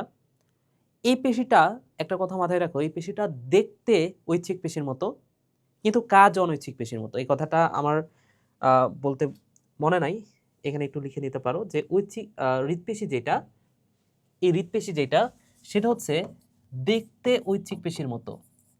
যেমন এটা হচ্ছে নলাকার, ঐচ্ছিক পেশিও নলাকার, তাহলে দেখতে ঐচ্ছিক পেশির মতো, ঐচ্ছিক পেশির মতো, কিন্তু কাজ অনৈচ্ছিক পেশির মতো, অনৈচ্ছিক পেশির মতো। এই কথাটা ভাইয়া মাথায় রাখতে হবে, ঠিক আছে? দেখতে ঐচ্ছিক পেশির মতো, কাজ অনৈচ্ছিক পেশির মতো। আচ্ছা, তাহলে এই কারণে এই ঐচ্ছিক পেশি হৃৎপেশিটাকে বলা হয় বিশেষ ধরনের পেশি। এছাড়াও এখানে ইন্টারক্যালেটেড ডিস্ক আছে, যেটা অন্য দুই পেশিতে নাই। কোন প্রাণীদের ত্বকের টিস্যুকে ট্রানজিশনাল আবরণী টিস্যু বলা হয়? মেরুদণ্ডী প্রাণীদের ত্বককে বলা হচ্ছে ট্রানজিশনাল আবরণী টিস্যু। কারণ ট্রানজিশনাল আবরণী টিস্যু মানে হচ্ছে এখানে ভিত্তি পর্দার উপরে কয়েকটি স্তরে সজ্জিত থাকে, এবং মিনিটে মিনিটে সেই স্তরগুলো পরিবর্তন হতে থাকে। ধরে নাও যে এখনই 3 থেকে 4টা স্তর আছে, হঠাৎ করে দেখবা সেটা 7 থেকে 8টা স্তর হয়ে গেছে। তো এটা আমরা পড়েছি অলরেডি। মানবদেহের জন্য আবরণী টিস্যু গুরুত্বপূর্ণ কেন? কারণ এটা হচ্ছে আবরণী টিস্যু আবরণ তৈরি করতেছে। এখন শুধু আবরণ তৈরি করেই সে শান্ত থাকে না, সে রূপান্তরিত হয়ে গ্রন্থি টিস্যু তৈরি করতে পারে, সে সিলিয়াযুক্ত টিস্যু তৈরি করতে পারে, ফ্লাজেলীয় কোষ তৈরি করতে পারে। এছাড়াও এটা ক্ষরণ করে, শোষণ করে, রক্ষণাবেক্ষণ করে, বাহিরের আঘাত থেকে রক্ষা করে। এ কারণে আবরণী টিস্যুটা গুরুত্বপূর্ণ। নিউরন কেন বিভাজিত হয় না? কারণ নিউরনে সেন্ট্রিওল নাই, এই কারণে। ওকে, তাহলে আমাদের এই অধ্যায়টা টোটালটাই শেষ হলো। আশা করি তোমরা যদি আগের 4টা পার্ট এবং এই পার্ট পুরাটা দেখে ফেলো, এই অধ্যায় নিয়ে আর কোনো সমস্যা থাকবে না। এবং এই অধ্যায়ে এমন কিছু টপিক ছিল যে টপিকগুলা নিয়ে পরবর্তী অধ্যায়গুলোতে বিশদ আলোচনা আছে। তো এই কারণে ওই টপিকগুলা আমি খুব বেশি টাচ করি নাই। কারণ আমরা তো ওইটা নিয়ে একটা আলাদা অধ্যায় পাবো, এই কারণে। তো ওই অধ্যায়গুলাতে আমরা ওই টপিকগুলা নিয়ে খুব খুঁটিনাটি বিশেষ করে যা কিছু জানতে হবে সবকিছু জানবো। তো যদি তারপরে কোনো সমস্যা থেকে থাকে বা কোনো কিছু জানার ইচ্ছা থাকে, এক্সট্রা যদি কোনো কিছু জানতে চাও, সেটা কিন্তু আমাকে তুমি আমাকে মেসেজ করে জানাইতে পারো, অথবা এইটা যেহেতু ইউটিউবে ফ্রিতে যাবে, কমেন্ট করে আমাকে জানাইতে পারো। তো ভিডিওটা এই পর্যন্তই শেষ করছি। সবাই ভালো থাকো, সুস্থ থাকো, টাটা।